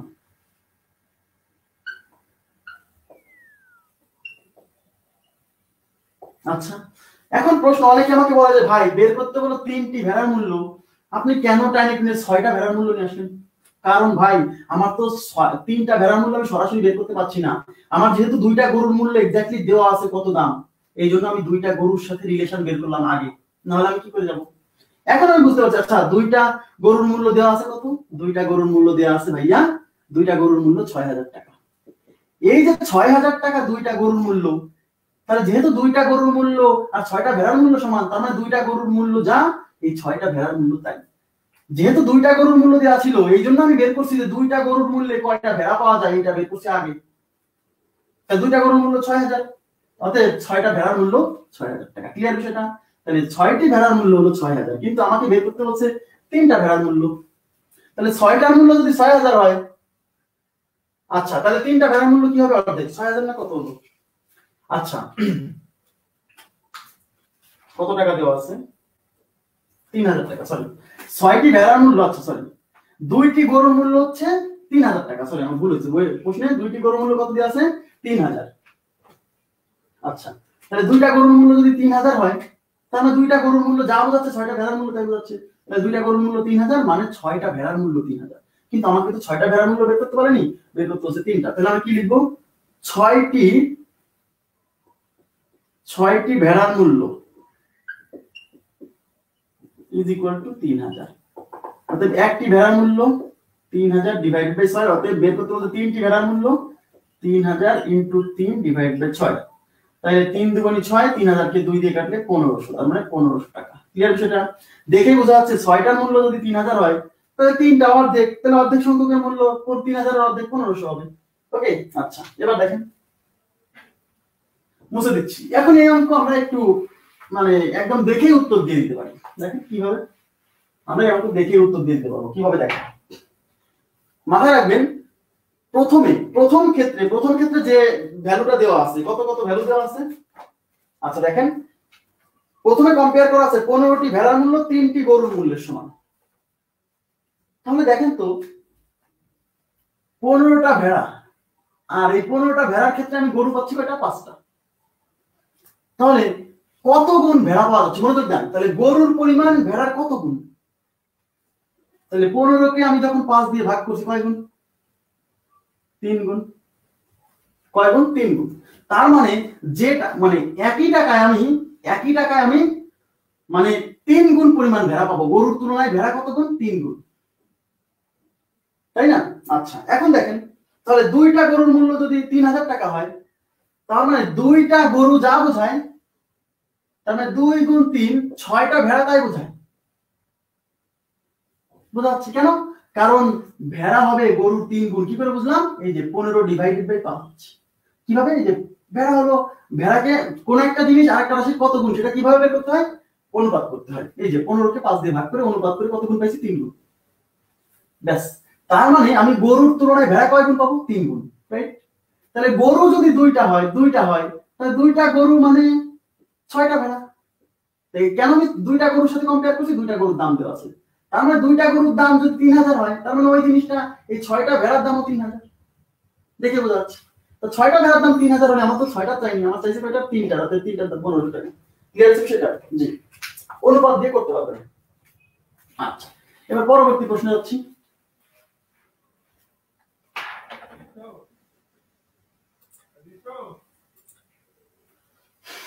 আচ্ছা এবার কি বলছে দেখেন। আচ্ছা 18টি ছাগলের দাম 4টি গরুর দামের সমান। 18টি ছাগলের দাম 4টি গরুর দামের সমান হলে 45টি ছাগলের পরিবর্তে কতটি গরু পাওয়া যাবে? তাহলে কতটি গরু পাওয়া যাবে এটা বলছেন। আচ্ছা তাহলে গরু ডানে রাখবো। তার মানে আমরা কি বলতে পারি? আমরা বলতে পারি 18টি ছাগল ইজ ইকুয়াল টু কয়টা গরু? 4টি গরু। আচ্ছা অতএব একটি ছাগল ইজ ইকুয়াল টু 4/18টি গরু। অঙ্কে চাইছে কতটি? 45টা ছাগলের পরিবর্তে। তাহলে 45টা ছাগল ইকুয়াল টু 4 গুণ 45 ডিভাইডেড বাই 18। এই 18 কে আমরা 2 দিয়ে কাটি। 9 দুগুণে 18, 2 দুগুণে 4। এই 9 দিয়ে 45 কাটি, 5 9 45, 5 দুগুণে 10টা, তার মানে 10টি গরু। ক্লিয়ার সেটা? 10টি গরু। ওকে, আশা করি বুঝতে পারছেন সবাই। একদম সিম্পল। এখন এটা আমরা অনুপাত দিয়ে করতে পারবো। কিভাবে? মাথায় রাখবেন, প্রথম ক্ষেত্রে গরু ছাগলের অনুপাত যা হবে, দ্বিতীয় ক্ষেত্রে গরু ছাগলের অনুপাত তাই হবে। তাই না সেটা? আপনি ছাগল গরুর যত গুণ প্রথম ক্ষেত্রে, দ্বিতীয় ক্ষেত্রে তো তাই, একই রেশিওতে পাবেন না, সেম রেশিওতে হবে। তাহলে দেখেন একটু মনোযোগ দেন। তাহলে ছাগল প্রথমে কয়টা? 18টা। তাহলে ছাগল গরুর কয় গুণ? তাহলে ছাগল গরুর কয় গুণ?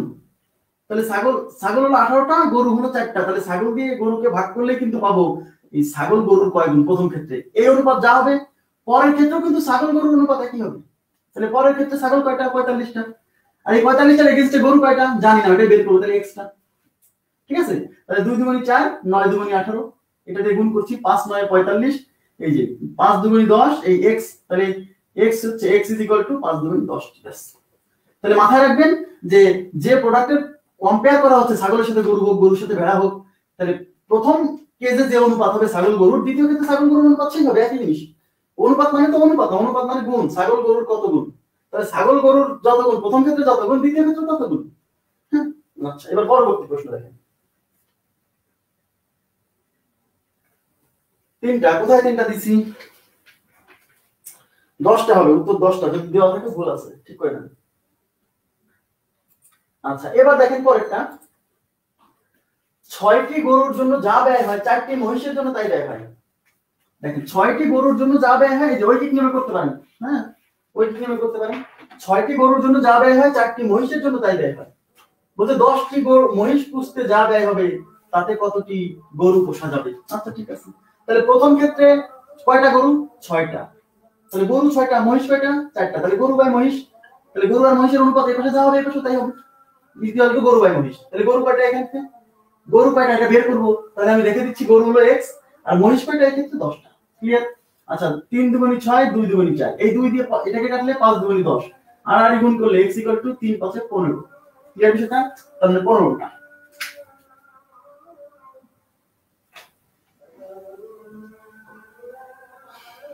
আচ্ছা বুঝা গেছে বিষয়টা? একদম সিম্পল, মাথায় রাখবেন প্রথম ক্ষেত্রে প্রোডাক্ট গুলোর অনুপাত যা হবে দ্বিতীয় ক্ষেত্রে তাই হবে। আচ্ছা আর আপনি ওই দিক নিয়মে করবেন কিভাবে? কি নির্ণয় করতে বলছে? গরু বের করতে বলছে, তাহলে গরু ডানে রাখবেন। তাহলে কি লিখবেন? লিখবেন যে 4টি মহিষ পুষ 4টি মহিষ ইকুয়াল টু 6টি গরু, একটা ইকুয়াল টু কয়টি? 10টা মহিষ ইকুয়াল টু কয়টি? হয়ে গেল। ওকে আচ্ছা এবার পরবর্তী প্রশ্নে যাচ্ছি।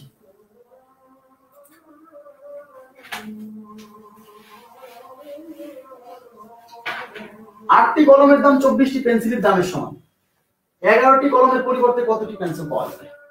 আচ্ছা তাহলে প্রথম ক্ষেত্রে কয়টা কয়টা কি নির্ণয় করতে বলছে? পেন্সিল। আচ্ছা ঠিক আছে, 8টি কলমের দাম 24টি পেন্সিলের দামের সমান, তার মানে 8 হলো কলম আর 24 হলো পেন্সিল, তাহলে কলম by pencil is equal to কি হবে? কলম বাই পেন্সিল। আচ্ছা তাহলে দ্বিতীয় ক্ষেত্রে কলম কয়টা? 11টি কলম, তার মানে কলম কোথায় আছে? উপরে, এই যে কলম উপরে, তাহলে এটা 11টা আর এই 11টার পরিবর্তে কয়টা পেন্সিল পাওয়া যাবে? ধরলাম এক্সট্রা, এই যে 3 আসলে 5 গুণ 24 আর আর গুণ করলে x 33। ক্লিয়ার বিষয়টা? সহজে বোঝেন যে আমি 8টা কলম দিয়ে 24টা পেন্সিল পাচ্ছি, কয় গুণ? 3 আসলে 24, 3 গুণ, তাহলে এখানেও 3 গুণ পাবো, তাহলে 3 11 33টা পাবো। ঠিক আছে? আচ্ছা এবার পরবর্তী প্রশ্নে যাচ্ছি। 69 মুছে দিব। আচ্ছা 69 নাম্বার দেখেন কি বলছে।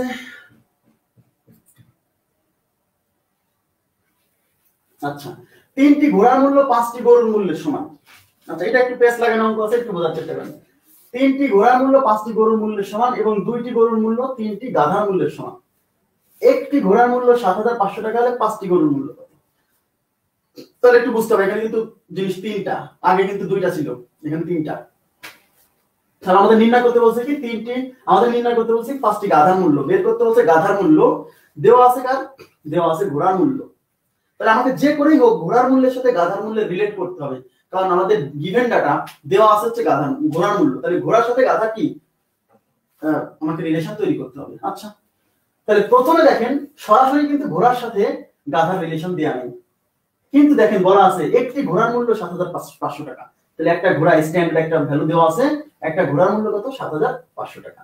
আচ্ছা তাহলে দেখেন 2টি গরুর মূল্য 3টি গাধার মূল্যের সমান, তাহলে 2টি গরুর মূল্য 3টি গাধার মূল্যের সমান। তাহলে আমাকে যেহেতু বের করতে বলছে কত? বের করতে বলছে 5টা গাধার মূল্য। ঠিক আছে, গাধার সাথে কার সম্পর্ক দেওয়া আছে? আচ্ছা গাধার সাথে সম্পর্ক দেওয়া আছে 2টি গরুর মূল্য 3টি গাধার মূল্যের সমান। আচ্ছা এবার দেখেন আমরা যদি এইভাবে বলি যে একটা গাধার মূল্য কত? সরি একটি ঘোড়ার মূল্য কত? 7,500, তাহলে 3টি ঘোড়ার মূল্য,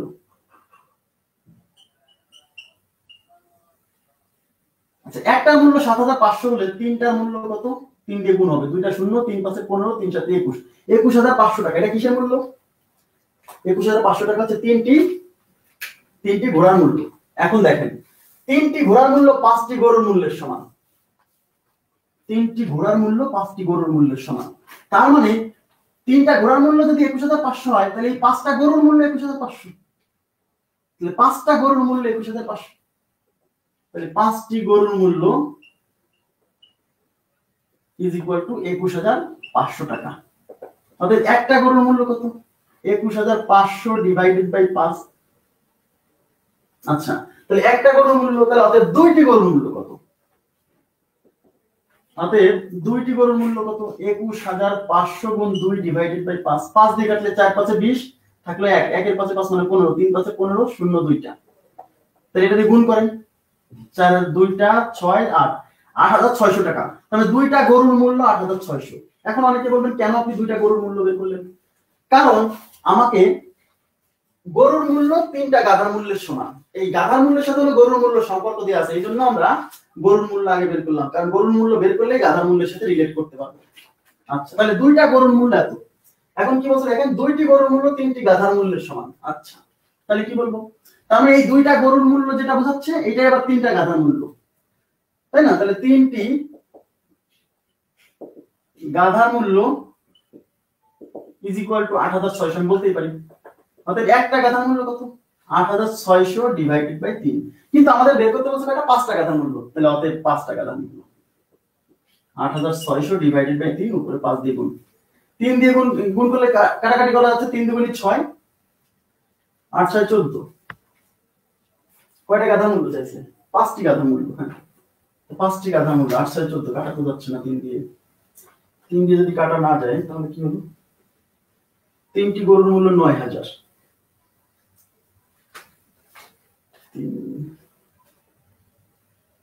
২২,৫০০,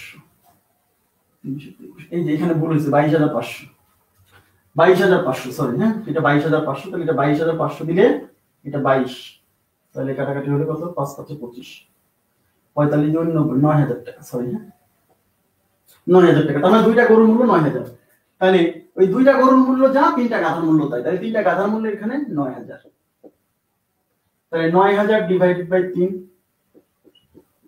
তাহলে পাঁচটার মূল্য ৯,০০০ গুণ ৫ ভাগ ৩, ৩ ৩ ৯, একটা দুইটা তিনটা, তাহলে ৩ ৫ ১৫, তিনটা শূন্য, তার মানে ১৫,০০০ টাকা। আশা করি বুঝতে পারছেন সবাই। জি, ১৫,০০০ টাকা। হ্যাঁ, ঠিক আছে, বুঝতে পারছি। ওকে, আচ্ছা, মুছে দিচ্ছি। তাহলে এই গাধা গরুর যত মূল্য আছে এগুলো শেষ। হ্যাঁ, এগুলো শেষ। এবার আমরা শুরু করব হচ্ছে টাইম এন্ড ওয়ার্ক, অনেকের আকাঙ্ক্ষিত টপিক টাইম এন্ড ওয়ার্ক। হ্যাঁ, ওকে, কাজ এবং সময়। এই অঙ্কে নাকি সবার সমস্যা। আসলে সমস্যা না, আপনারা পারেন বাট প্র্যাকটিস করেন কম, এই জন্য সমস্যা হচ্ছে। তাহলে এখন শুরু হচ্ছে টাইম এন্ড ওয়ার্ক, কাজ এবং সময়। Time and work.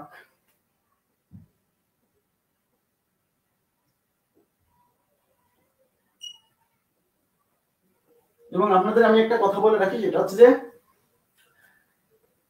এই টাইম এন্ড ওয়ার্কের অঙ্ক করার সময় আবার যদি অধৈর্য হন তাহলে কিন্তু ভাই খবর আছে, অধৈর্য হওয়া যাবে না। কেন? কারণ আমি একটা অঙ্ক 4টা নিয়ম করাবো। একটা অঙ্ক মানে কি, প্রথম ৫-৬টা অঙ্ক আমাকে মানে ভ্যারাইটিস, একই টাইপ না, বিভিন্ন রকমের। আমি প্রত্যেকটা অঙ্ক অন্তত 4টা নিয়ম আমাকে করাতে হবে, 4টা নিয়ম করাতে হবে। কেন 4টা নিয়ম করাচ্ছি? আমাকে বলবো 4 নিয়ম করার কি দরকার, আমি 1 নিয়ম শিখবো না। এই 4টা নিয়ম কোথাও, প্রত্যেকটা নিয়ম সব জায়গায় অ্যাপ্লিকেবল না, মানে সহজ না। কোন সময় প্রথম নিয়মটা সহজ, কোথাও কোথাও দ্বিতীয় নিয়মটা সহজ, কোথাও তৃতীয় নিয়মটা সহজ, কোথাও চতুর্থ নিয়মটা সহজ। তারপরে এর মধ্যে এই 4টা নিয়ম দিয়ে সব অঙ্ক করা যাবে, সমস্যা নেই। তারপরে প্রথমে একদম বেসিক লেভেলটা, বেসিক নিয়মটা শেখাবো, যেটা সব বইয়ে লেখা আছে, সব জায়গায় লেখা আছে। তারপর আস্তে আস্তে আমি একটা লাস্টের যে মেথডটা করাবো, ওই মেথডটা আপনি অবজার্ভ করার চেষ্টা করবেন। ঠিক আছে? দুইটা মেথড এখানে আমি বলে দেব, যে এই দুইটা মেথডে করার চেষ্টা করবেন। ওকে, আচ্ছা, দেখেন 70 আছে, 70 নম্বর অঙ্ক হয়ে গেছে। আচ্ছা, 70 নম্বর পারতেন না? আচ্ছা, কি বলতে দেখেন, এম সংখ্যক পেন্সিলের দাম p টাকা হলে এম টাকায় কতটি পেন্সিল পাওয়া যাবে? এম টাকায় কতটি পেন্সিল পাওয়া যাবে তাই নির্ণয় করতে হচ্ছে কতটি পেন্সিল। তাহলে পেন্সিল ডানে রাখবো। আচ্ছা, এম টাকায় কতটা পেন্সিল? তাহলে কি বলতে দেখেন, এখানে বলছে এম সংখ্যক পেন্সিলের দাম p টাকা। তাহলে আমরা কি বলতে পারি, আমাকে যদি পেন্সিল এই পাশে রাখতে হবে, তাহলে এম সংখ্যক পেন্সিলের দাম p টাকা। তাহলে পেন্সিলের সংখ্যা কি? এম প্রথম ক্ষেত্রে। তাহলে আমি কি বলতে পারি, p টাকায় পাওয়া যাবে, p টাকায় পাওয়া যায় ইজ ইকুয়াল টু এমটি পেন্সিল। পেন্সিল এই পাশে রাখতে হবে, অর্থাৎ 1 টাকায় পাওয়া যাবে m বাই পিটি পেন্সিল। এবার বলছে m টাকায় কয়টা পাওয়া যাবে? তাহলে তো m টাকায় পাওয়া যাবে m বাই p গুণ m। তাহলে m কি হবে? m স্কয়ার বাই p, এতটা পেন্সিল। বাস হয়ে গেল। ওকে, আচ্ছা, মুছে দিচ্ছি। এবার আমরা চলে যাচ্ছি টাইম এন্ড ওয়ার্ক। আচ্ছা,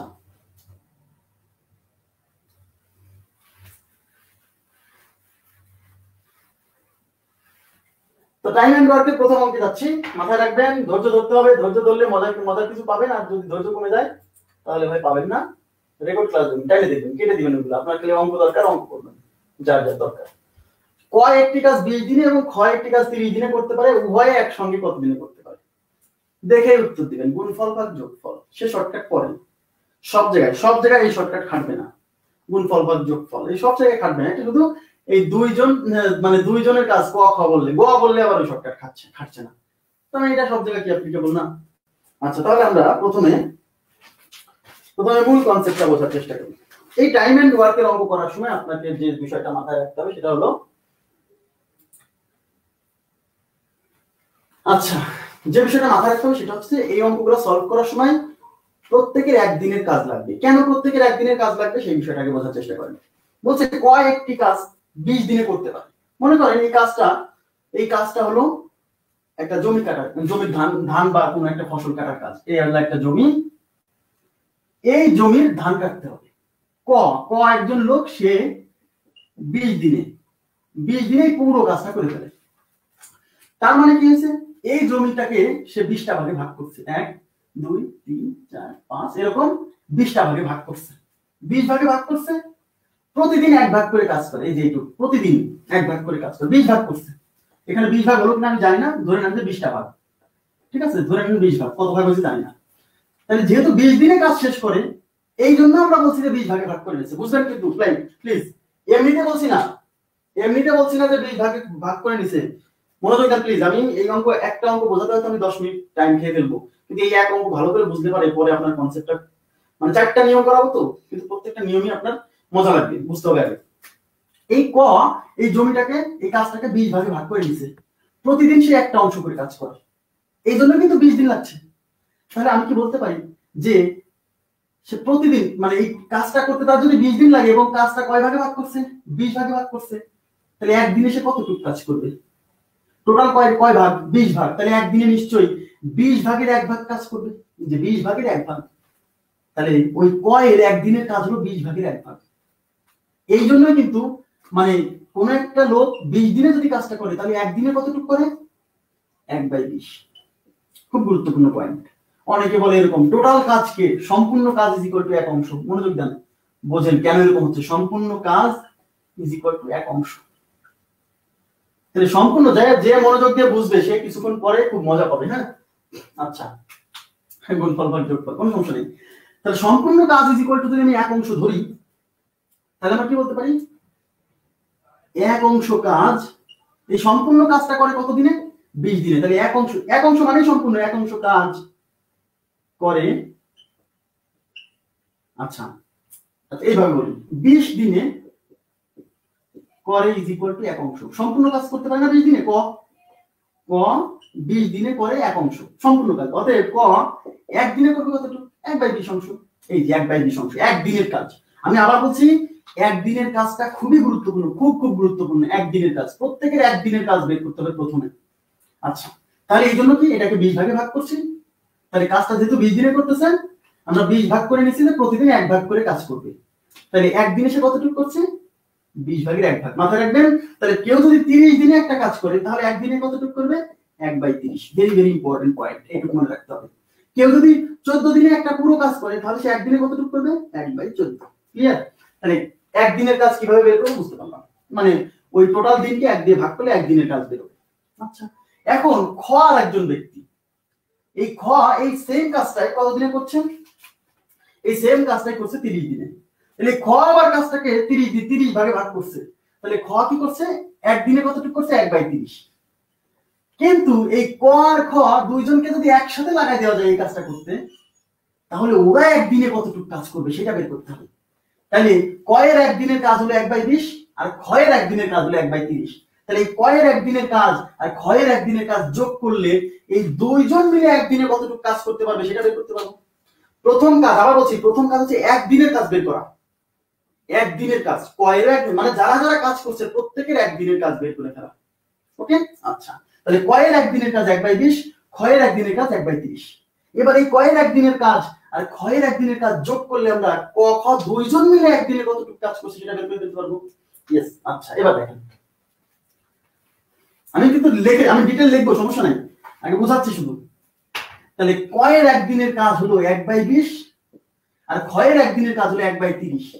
এটা কয়ের একদিনের কাজ, এটা ক্ষয়ের একদিনের কাজ, এই দুটো যোগ করলে ক ক্ষয়ের দুইজনের একদিনের কাজ। তাহলে লসাগু কত? 60। এখানে 3, এখানে কত? 2। তাহলে উপরে 5, নিচে 60। তাহলে ইজ ইকুয়াল টু 1/12।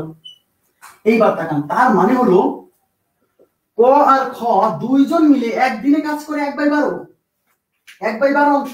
মানে 12/1 প্লিজ একটু তাকান প্লিজ।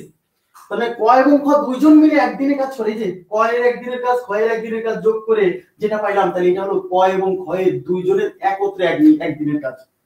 তাহলে দুইজনের একসাথে একদিনের কাজ। আচ্ছা তার মানে আচ্ছা তাহলে দুইজনের একদিনের কাজ যদি 1/12 হয়, এর মানে কি জানেন? এর মানে হলো ভাইয়া এই ক খ দুইজন মিলে এই জমিটাকে 12 ভাগে ভাগ করছে। এই ক খ দুইজন মিলে জমিটাকে 12 ভাগে ভাগ করছে, প্রতিদিন 1 ভাগ করে করতেছে। তার মানে ওরা জমিটাকে 12 ভাগে ভাগ করে নিছে, প্রতিদিন 1 ভাগ করে করে। তাহলে 12 ভাগের 1 ভাগ যদি, মানে টোটাল ভাগ হলো 12টা, তাহলে 1 ভাগ যদি প্রতিদিন হয়, তাহলে এরকম 12 দিনের কাজটা শেষ করে ফেলতে পারবে। ক্লিয়ার বিষয়টা? কিন্তু আমরা কিভাবে করব? তাহলে এই যে 1/12, এই 1/12 কি কয় এর একদিনের কাজ। তাহলে এই 1/12 অংশ, এটা কি কাজের একটা অংশ না? তাহলে এই 1/12 অংশ কয় দিনে করছে? একদিনে। কিন্তু পুরো কাজটা লাগবে, আমার তো লাগবে পুরো কাজটা। পুরো কাজটা মানে কি? এক অংশ। তাহলে আমরা কি বলতে পারি? 1/12 অংশ করে ইজ ইকুয়াল টু একদিনে বলা যায়। তাহলে অতএব এক অংশ করে, এবার তাকান এই জিনিসটা এখানে গুণ হবে না ভাগ হবে? অনেকে কনফিউশনে পড়ে যায়। আচ্ছা আপনারা বলেন তো 1/12 অংশ করতেছে একদিনে, তাহলে এক অংশ মানে পুরো অংশ, তাহলে 1/12 চেয়ে এক অংশ বেশি না? অবশ্যই 1/12 অংশ মানে পুরো অংশ। তাহলে এই এতটুকু অংশ যদি একদিনে করে, তাহলে সম্পূর্ণ অংশ করতে বেশি দিন লাগবে। তাহলে এখন আপনি বলেন, এখানে সংখ্যা তো দুইটা, উপরে 1 নিচে 12। এখন আমাকে বলেন এখানে মান বাড়াতে হবে, দিন বেশি হবে না? কেন? এক অংশ করতে তো বেশি দিন লাগবে। তাহলে আপনি এখন কি করবেন? এই 12 কি, এটা তো 1 ছিল, এখন এই 12 যদি নিচে দেন তাহলে তো আরো ছোট হয়ে যাচ্ছে। তার মানে এই 12 কি করতে হবে? উপরে দিতে হবে। তার মানে 12 উল্টে উপরে যাবে। ঠিক আছে? আচ্ছা তাহলে গুণ 12, তাহলে উত্তর হচ্ছে 12 দিন। কারণ আমার কথা হলো যে এক অংশ করতে বেশি সময় লাগবে। তাহলে এই জিনিসটা এখানে গুণ করবেন না ভাগ করবেন না, সব ভুলে যান। আপনি বলেন যে এই এখানে তো একদিনের চেয়ে এখন এক অংশ করতে বেশি দিন লাগবে, তাহলে এই জিনিসটা এখানে যে 12 আছে, সেই 12টা যদি আমি নিচে দিই, তাহলে তো বেশি দিন হচ্ছে না, কমে যাচ্ছে ভাগ দিনে। হ্যাঁ, তাহলে 12টা কি করতে হবে? গুণ করতে হবে। ওকে, মানে এটা এখানে আসে, এখানে রিভার্স হয়ে যাবে, উল্টে যাবে। ঠিক আছে? তার মানে এক অংশ কাজ করতে কতদিন লাগছে? 12 দিন। এক অংশ কাজ মানে পুরো কাজ। ক্লিয়ার সেটা? আশা করি বুঝতে পারছেন। তার মানে সম্পূর্ণ কাজ 12 দিনে করছে। তাহলে এই জিনিসটাকে আপনি সাজায় সুন্দর করে, এই যে দেখেন। আচ্ছা তাহলে অঙ্ক পাওয়ার সাথে সাথে আপনি যখন এমসিকিউ সলভ করবেন, তাহলে আপনি কি লিখবেন? ক এর একদিনের কাজ না, ক কত দিনে করে? 20 দিনে, খ 30 দিনে। ব্যাস, তাহলে আপনি বুঝে গেছেন যে আমার কি করতে হবে। আমার ক এর একদিনের কাজ 1/20, খ এর একদিনের কাজ 1/30। ব্যাস, এটা যোগ করতে হবে 60, এখানে 3, এখানে 2, 5/60 ইজ ইকুয়াল টু 1/12। এবার তাকান, এখানে যে জিনিসটা আসবে সেটাকে উল্টাই দিলে উত্তর শেষ। এখানে যেটা আসবে সেটা উল্টাই দিলে উত্তর শেষ। তাহলে উত্তর কত? 1/12 কে, মানে এই লব চলে যাবে, হর চলে যাবে লবে, লব চলে যাবে নিচে। তাহলে উত্তর কত? অতএব সম্পূর্ণ কাজ করবে 12 দিনে। এমসিকিউ করার সময় তো ভাই একদম সহজ। হ্যাঁ, ঠিক আছে। আচ্ছা এখন প্রশ্ন হলো, অনেকে শর্টকাট ইউজ করে। শর্টকাটটা কি? দেখেন, শর্টকাটটা হচ্ছে কি বের করছি? দুইজন মিলে। আবার বলছি, এখন যে শর্টকাট দেখাচ্ছি এটা শুধু দুইজনের কাজের জন্য প্রযোজ্য। দুইজন মিলে একত্রে ওই কাজটা করতে কত সময় লাগছে? তাহলে দুইজন মিলে একত্রে কাজটা করতে সময় লাগছে, ধরেন টি সময় লাগছে, টি টাইম। হ্যাঁ, এটা হলো গুণফল ভাগ যোগফল। গুণফল ভাগ যোগফল। তাহলে একজন যদি, তাহলে গুণফল ভাগ যোগফল মানে যে একজন কত 20 দিনে করছে, আর একজন কত 30 দিনে করছে। এই দুইটা গুণ করবেন, ভাগ এই দুইটা যোগ করবেন, ব্যাস হয়ে গেল।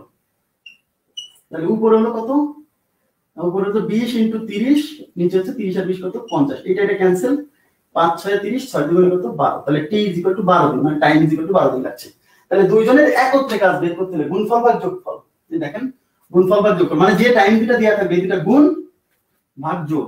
ক্লিয়ার বিষয়টা? আশা করি বুঝতে পারছেন। তাহলে এটা হলো শর্টকাট। তবে মাথায় রাখবেন, এটা শুধু দুইজন লোক কাজ করলে এই সূত্র প্রযোজ্য, বেশি হলে হবে না। আচ্ছা, এই দুটো গেল। এখন তাহলে মূল নিয়মে করার সময় আপনি বাংলা লিখতে হবে। আচ্ছা, এই যে ক এর একদিনের কাজ ইজ ইকুয়াল টু 1/20। ক্ষয়ের একদিনের কাজ ইজ ইকুয়াল টু 1/30। অতএব ক ও ক্ষয়ের একত্রে একদিনের কাজ ইজ ইকুয়াল টু 1/20 প্লাস 1/30। এটা লসাগু করে বের হবে 5/60 ইজ ইকুয়াল টু 1/12। এই যে বাংলা লিখলেন, এই যে এত অংশ, একদিনের কাজ ইজ ইকুয়াল টু এত অংশ, এটা কাজের অংশ। তাহলে কি লিখবেন? এই অংশটা করছে কয়দিনে? একদিনে, দুইজন মিলে, ক খ দুইজন মিলে। তাহলে লিখবেন 1/12 অংশ করে একদিনে, হতে এক অংশ করে 12 দিন, অঙ্ক শেষ। ক্লিয়ার? এর উপর করে নেবেন, এবার নিচে সাজায় নেবেন। হ্যাঁ, এবার মুছে দিচ্ছি। এখন দেখেন, এখন যে মেথডটা করাবো সেটা হচ্ছে বেস্ট। এখন যে দুইটা করাবো এই দুইটা বেস্ট, এই দুটোই করার চেষ্টা করুন। যারা প্রথম যে নিয়মটা করালাম একদিনের কাজ বের করে করে, হ্যাঁ এটা করতে পারেন, সমস্যা নেই। এবার দেখেন, তাহলে ক ও খ সবাই একটু মনোযোগ দিন। এখন যে নিয়মটা করাচ্ছি এই নিয়মটা কিন্তু বড় বড় অঙ্ক সলভ করতে, কোন অঙ্কগুলো বলি আমি, ওই যে কিছু অঙ্ক আসে না যে ক একটি কাজ এতদিনে করতে পারে, খ এতদিনে করতে পারে, ক খ একত্রে 7 দিন করার পর ক চলে গেল, তারপরে খ এতদিনে কাজটি করলো, এরকম অঙ্ক আসে না, ওইগুলা ক্ষেত্রে এই মেথড, এইটা কিন্তু বেস্ট, আপনাকে মানে সবচেয়ে বেশি হেল্প করবে। হ্যাঁ, আচ্ছা এবার দেখেন,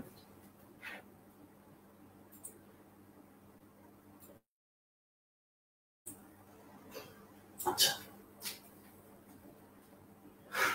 এই সাইডে আমি লিখে রাখছি ক 20 দিনে কাজটা করে আর খ কয় দিনে?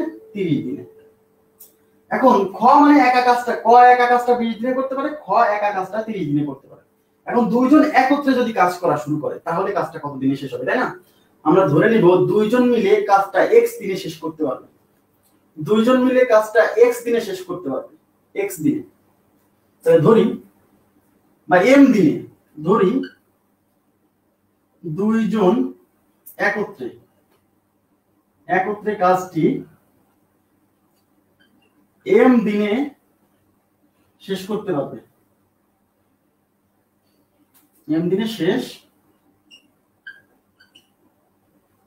করতে পারবে। আচ্ছা, দুইজনে একত্রে m দিনে কাজটা শেষ করতে পারবে। এখন সবাই একটু মনোযোগ দেন। আচ্ছা একটু তাকান প্লিজ, কাজটা কিন্তু করবে m দিনে, সেই m দিনটা কত আমরা জানি না, ওটা বের করব, ঠিক আছে? আচ্ছা আমাকে বলেন তো, ক যদি 20 দিনে কাজটা করে, ক এর একদিনের কাজ কত? ক এর একদিনের কাজ 1/20। মনোযোগ দেন প্লিজ, একদিনের কাজ 1/20। আচ্ছা বলেন তো, একদিনে যদি 1/20 কাজ করে, তাহলে একদিনে কাজ করে 1/20 অংশ, কিন্তু কাজটা শেষ করছে কতদিন ধরে? m দিন ধরে। তাহলে একদিনে কাজ করে 1/20 অংশ, তাহলে m দিনে কত? m দিনে করবে m ইনটু 1/20, তার মানে এটা গুণ হলে m/20, ব্যাস। তার মানে m দিনে কাজ করবে m/20 অংশ। তার মানে এই ক একদিনে যদি এটা করে, তাহলে একদিনের কাজ ইনটু m দিন ধরে কাজ করছে, তাহলে এটা ক এর মানে ওই কাজটা যেহেতু m দিনে শেষ হয়েছে, তাহলে m দিন ধরে ক কতটুকু কাজ করছে, 1/20 ইনটু m প্লাস খ একদিনে কতটুকু করবে, 1/30 অংশ।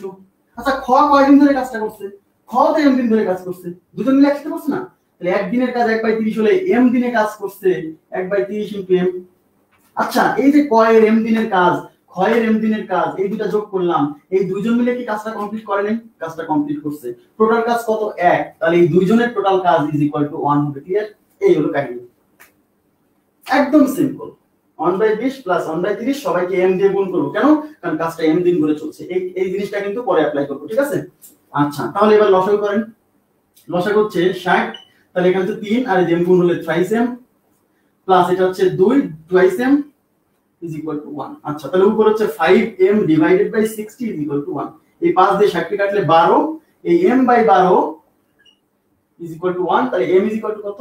12 দিন। এই যে m ইজ ইকুয়াল টু কি বের হচ্ছে? 12। দেখেন m ই কিন্তু ধরছিলাম যে দুইজন মিলে একত্রে m দিনে কাজটা শেষ করছে, তাহলে m এর মান 12 বের হচ্ছে, মানে হচ্ছে দুইজনে মিলে একত্রে 12 দিনে কাজটা শেষ করছে। আশা করি বুঝতে পারছেন। এই জায়গাটা ক্লিয়ার হলো কিনা বলবেন এবার? ক্লিয়ার? এই জায়গাটা বুঝতে হবে। এই যে আমরা একবার একটা ইকুয়েশন সাজাচ্ছি, আমরা এত কিছু লিখবো না, আমরা এই লাইনটা সরাসরি লিখবো এখন থেকে। এই লাইনটাও ইজ ইকুয়াল টু 1 দিছি। 1 দেওয়ার কারণ কি? যেহেতু পুরো কাজটা দুজন মিলে পুরো কাজটা করছে, আর পুরো কাজকে কি বলে? এক অংশ বলে। এই জন্য বলছি দুইজনের কাজ ইজ ইকুয়াল টু 1। যদি তিনজন কাজ করতো তাহলে তিনজনের কাজ ইজ ইকুয়াল টু 1। বোঝা গেছে বিষয়টা? আশা করি বুঝছেন। এটা কিন্তু বেস্ট মেথড, কিছুক্ষণ পরে বা মানে কালকে যে অঙ্কগুলো করবো সে কালকে মানে নেক্সট দিনে যে অঙ্ক করাবো সেটা তো কালকে, তখন আপনারা বুঝতে পারবেন এই মেথডের মানে মানে মাহাত্ম্য আপনারা তখন বুঝতে পারবেন। ঠিক আছে, আচ্ছা এই জায়গাটা কিন্তু খুব গুরুত্বপূর্ণ। একদিনের কাজ কিন্তু কাজটা এম দিন ধরে করছে, তাহলে একদিনের কাজকে যতদিন ধরে কাজ করছে তত দিয়ে গুণ করলে এম দিনের কাজ, তাহলে একদিনের কাজকে এম দিয়ে গুণ করলাম, এম দিনের কাজ যোগফল ইকুয়াল টু 1। কেন? কারণ পুরো কাজটা দুজন মিলে কমপ্লিট করছে। এখান থেকে এম এর যে মান বের করবো, হ্যাঁ হলো এই এমটা ওই পাশে নিয়ে গেছে, কোনো সমস্যা নেই, ওটা করলে হবে। আচ্ছা এখন যে মেথডটা করাবো এমসিকিউ এর জন্য এইটাই বেস্ট এখন যেটা করাবো, কারণ এগুলো সবগুলো অঙ্ক হবে এটা দিয়ে। ঠিক আছে, প্লিজ সবাই একটু মনোযোগ দিবেন। এখন মনোযোগ দিবেন। অনেকের এটা ঝামেলা মনে হতে পারে, কিন্তু ঝামেলা মনে হলেও এখনকার মেথডটাই আপনি অ্যাকসেপ্ট করবেন এমসিকিউ এর জন্য। সব টাইপের অঙ্ক হবে, যে শর্টকাটে তো ভাই সব অঙ্ক হয় না। আচ্ছা এখানে কি বলছে দেখেন, আমরা ধরে নিব এই যে কাজটা দেখেন ক কাজটা কত দিনে করে? 20 ডেজ। আচ্ছা খ কাজটা করে 30 ডেজ। এখন যেটা এটা কিন্তু একটু কষ্ট হতে পারে, কিন্তু আপনার খুবই কাজে দিবে এটা।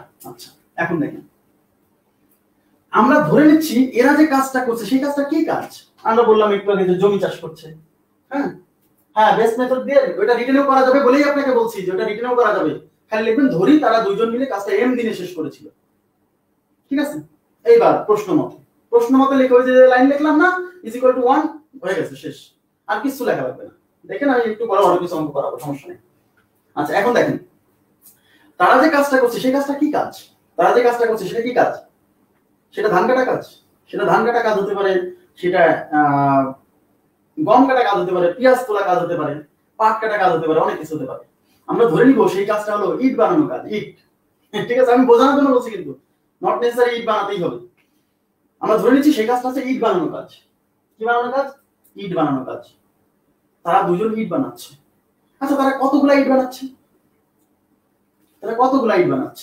তারা যে মানে তারা কতগুলা মোট ইট বানাবে সেটা আমরা বের করবো। সেইটা কি? কতগুলা ইট বানাবে সেটা কি?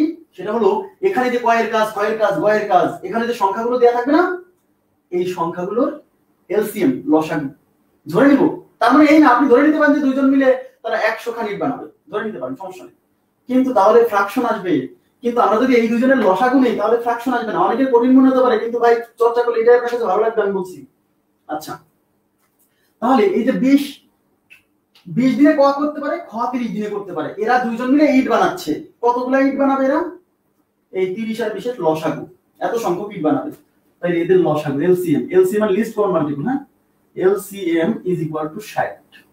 এই যে 30 আর 20 এর লসাগু 60। প্রথম কাজ হলো ভাই যে সংখ্যাগুলো দেওয়া থাকবে ক খ গ ঘ ম চ ছ জ ঝ যাই হোক, হ্যাঁ, এদের লসাগু প্রথমে।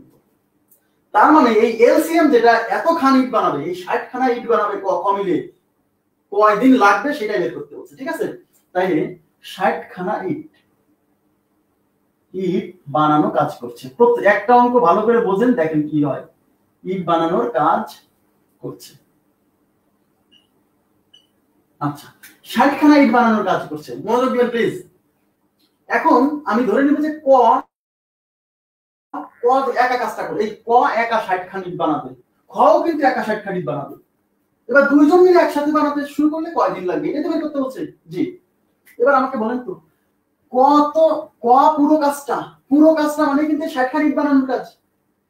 তাহলে পুরো কাজটা করবে কয়দিনে? 20 দিনে। পুরো কাজটা মানে 60 খান ইট বানাবে, তার মানে এই 60 খান ইট বানাবে কয়দিন ধরে? একা যদি কাজ করে 20 দিন।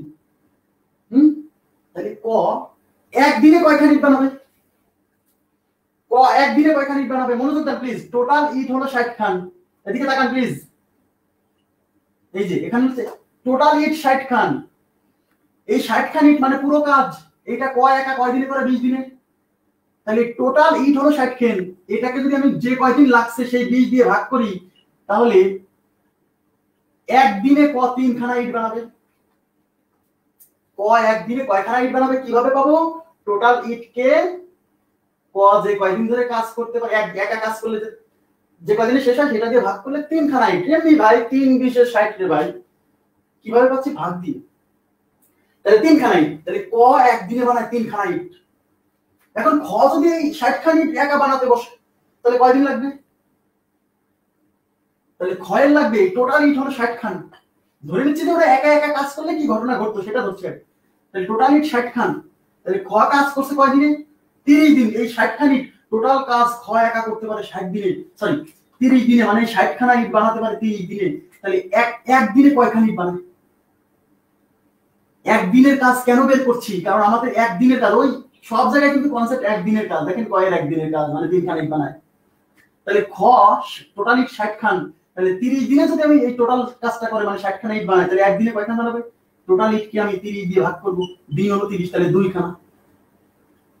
ঠিক আছে, এইবার বলেন তাহলে ক একদিনে বানায় 3 খান, খ একদিনে বানায় 2 খান। তাহলে ক প্লাস খ একদিনে ইট বানায় একদিন। এবার ক আর খ দুইজন একদিনে একসাথে যদি ইট বানাতে বসে, ক একদিনে বানায় 3 খান, খ একদিনে বানায় 2 খান, ইট বানাবে ইজ ইকুয়াল টু 3 প্লাস 2 5 খানা।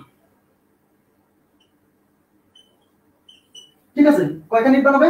5 খানা। আচ্ছা, তার মানে ক খ একদিনে যদি 5 খানা বানায়, হ্যাঁ, কিন্তু ক খ এর পুরো কাজটা করতে হবে।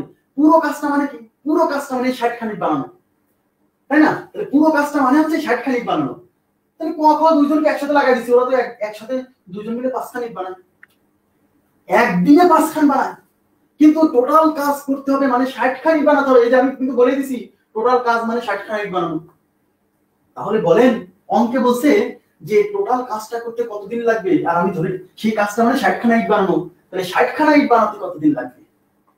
তাহলে একদিনে দুইজন মিলে বানায় 5 খান ইট, তাহলে টোটাল ইট হলো ভাই 60 খান, একদিনে বানায় 5 খান। তাহলে টোটাল ইটকে একদিনের ইট দিয়ে ভাগ করলে ভাইয়া কয় দিন লাগছে সেটা বেরোবে।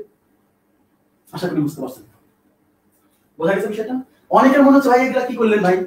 ভাই এটাই সবচেয়ে সহজ মেথড। আপনি 10টা না 15টা অঙ্ক প্র্যাকটিস করেন তো, আমি বললাম মুখস্থ হয়ে যাবে। এবং এই মেথড দিয়ে সব হবে, যেগুলো শর্টকাট দিয়ে হবে না। শর্টকাটে এক একটা এক এক রকম ভাই, এই জন্য আমি বলছি এই মেথড দিয়ে আমি সব করে দিব, একটু ওয়েট করেন শুধু। আচ্ছা, বোঝা গেছে বিষয়টা? তাহলে দেখেন, তাহলে আমি প্রথম কাজ কি? প্রথম কাজ হচ্ছে এই যে ক খ গ এর যে একদিনের মানে কাজটা কত দিনে করতে পারে সেটা দেয়া থাকবে, সেইগুলোর লসাগু। আর এই লসাগু যেটা বেরোবে সেটা হলো কি? এতগুলা ইট তারা বানাবে, দুজন একসাথে কত দিনে বানাবে সেটা বের করবে। তাহলে প্রথম কাজ হচ্ছে প্রত্যেকে একদিনে কয়খান করে ইট বানায় সেটা বের করবো। তাহলে ক একদিনে কয়খান বানায়, এই টোটাল ইটকে ক যে কয়দিন ধরে কাজ করে সেটা দিয়ে ভাগ করলে ক একদিনে 3 খান ইট বানায়। খ একদিনে কয়খান বানায়? টোটাল ইট 60 খান, ওর লাগে আবার 30 দিনে 60 খান বানাতে। ও একা কাজ করলে 30 দিনে 60 খান বানায়। তাহলে একদিনে কয়খান বানায়? এই 60 কে আমি 30 দিয়ে ভাগ করছি, 2 খান বানায়। তাহলে ক একদিনে বানায় 3 খান, খ একদিনে বানায় 2 খান। তাহলে দুইজন মিলে যদি কাজে লেগে যায় তাহলে ক খ মিলে একদিনে বানাবে 3 আর 2 5 খান। তাহলে একদিনে 5 খান বানাচ্ছে, তাহলে টোটাল কাজটা করতে হবে মানে 60 খান ইট বানাতে হবে। কতদিন লাগবে? টোটাল ইট 60 খান, একদিনে বানায় 5 খান। তাহলে টোটাল ইটকে একদিনে যতগুলা ইট বানাচ্ছে সেটা দিয়ে ভাগ করলে তো কয়দিন লাগছে সেটা বেরোবে। বোঝা গেছে বিষয়টা? আসলে আমি আবার বলছি খুব গুরুত্বপূর্ণ। এবং এখানে দেখেন আপনি খালি বোঝেন, এই যে কথাগুলো যদি একটা মাথার মধ্যে সেটআপ দিতে পারেন তাহলেই হবে। আচ্ছা, আরো একটা एग्जांपल আমি দিচ্ছি, আরো কয়েকটা एग्जांपल দিব, সমস্যা নেই।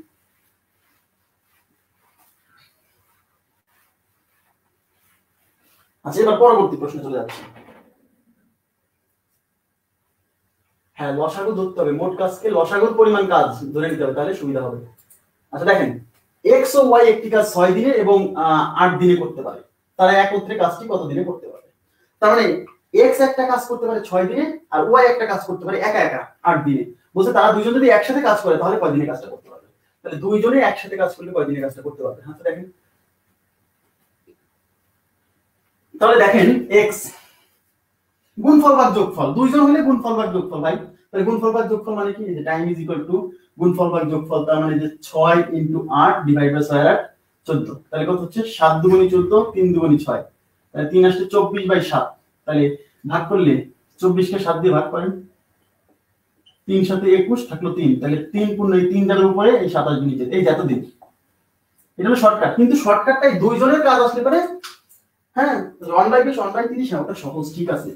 কিছু কিছু জায়গায় ঝামেলা হবে বলে আমি বলছি যে একটু অ্যাভয়েড করেন, বা এটা করতে পারেন, সমস্যা নেই। আচ্ছা, তাহলে এতদিন। কিন্তু এটা আমরা ইট বানানোর কাজ ধরে কিভাবে করব দেখেন। তাহলে x করে কত দিনে? x কাজটা করে 6 দিনে। 6 ডে, হ্যাঁ। ওয়াই কাজটা করে কয় দিনে? 8 দিনে। আচ্ছা, এই দুইটা লসাগু কত? এলসিএম হচ্ছে কত? 6 আর 8, 8 দুগুণে 16 হয় না, 3 আসে 24। আচ্ছা 24, এলসিএম 24, তার মানে 24টা ইট। তার মানে ওরা দুজন 24টা ইট বানাবে। আচ্ছা, তাইলে দেখেন, তাহলে এক্স, এখন এক্স একদিনে কয়টা বানাবে সেটা বের করবো। তাহলে টোটাল ইট 24টা। তাহলে তো ওই এই টোটাল ইট মানে 24টা ইট বানাতে, মানে টোটাল কাজ করা মানে 24টা ইট বানানো। তাহলে 24টা ইট বানাতে এক্স এর কয়দিন লাগে? 6 দিন। তাহলে একদিনে কয়টা বানাবে? 24টা ইটকে 6 দিন দিয়ে ভাগ করলে একদিনে বানাবে 4টা ইট। ঠিক আছে? আচ্ছা, ওয়াই কি করবে? টোটাল ইট হচ্ছে, ওয়াই যদি একা কাজ করে, আমি আবার বলছি এখানে কিন্তু বের করছি একা একা কাজ করলে কি ঘটনা ঘটতো, হ্যাঁ। টোটাল ইট 24টা, ওর লাগে কয়দিন? 8 দিন। তাহলে 8 দিয়ে ভাগ করলে একদিনে বানাবে 3টা ইট। এবার এক্স আর ওয়াই দুইজনকে একসাথে লাগাই দিচ্ছি। তাহলে কি করবে? ও বানায় একদিনে 4টা, ও বানায় একদিনে 3টা। তার মানে 4 + 3 = 7টি ইট বানাবে। এগুলো বাংলা তো লিখবেন না, বানাবে কয়দিনে? একদিনে। তাহলে একদিনে দুইজনে কাজ করলে 7টা ইট বানায়। টোটাল ইট বানাতে হবে তো ভাই 24টা, মানে পুরো কাজটা মানে 24টা ইট বানানো। তাহলে একদিনে যদি 7টা ইট বানায়, তাহলে 24টা ইট বানাতে কয়দিন লাগবে?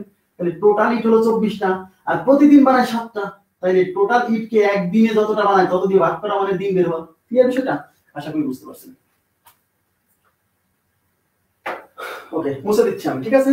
আচ্ছা, 6 আর 8 লসাগু হচ্ছে 24, ক্লাস দেখলে বুঝে যাবেন। আচ্ছা, এবার আমি 3 নাম্বার, এটা এই টাইম এন্ড ওয়ার্কে 3 নাম্বার প্রশ্নে চলে যাচ্ছি। দেখেন,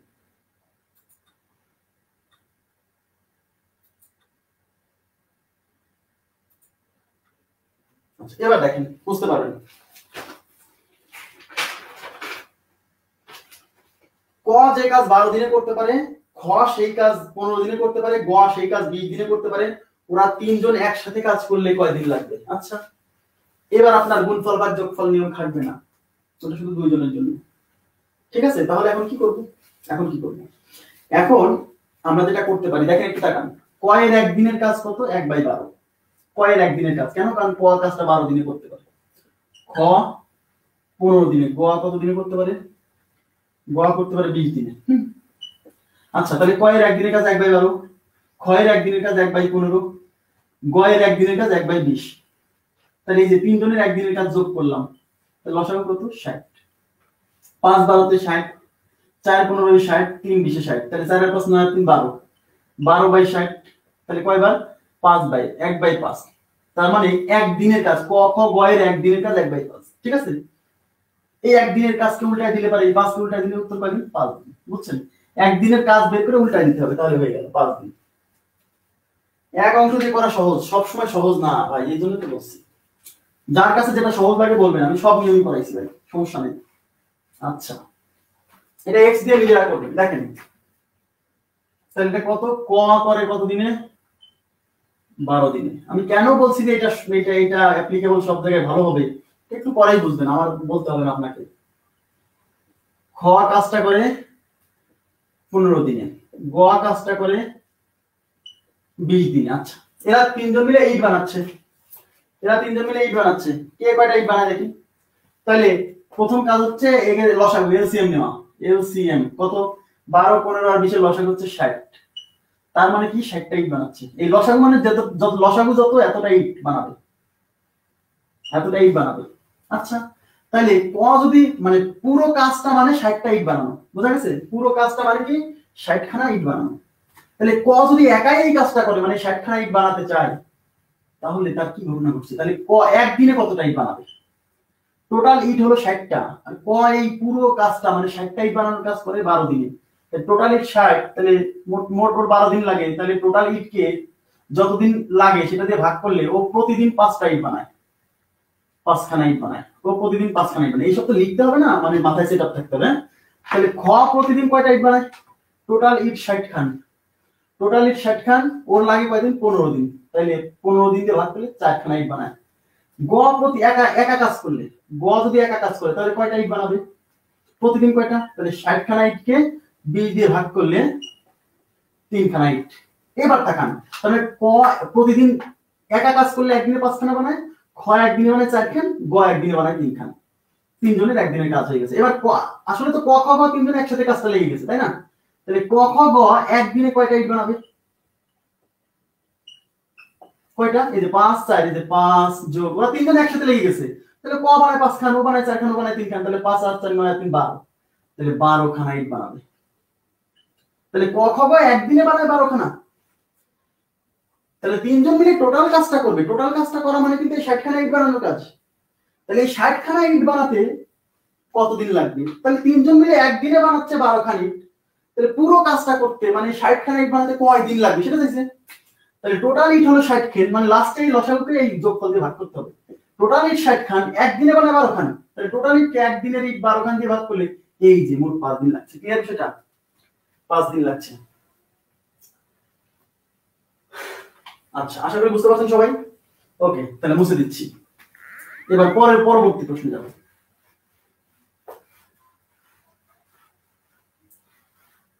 আচ্ছা, আর মূল নিয়ম তো আপনারা বুঝতেই পারছেন কি বলেছি, ওই একই নিয়মে করবেন। এবার পরবর্তী প্রশ্ন দেখেন।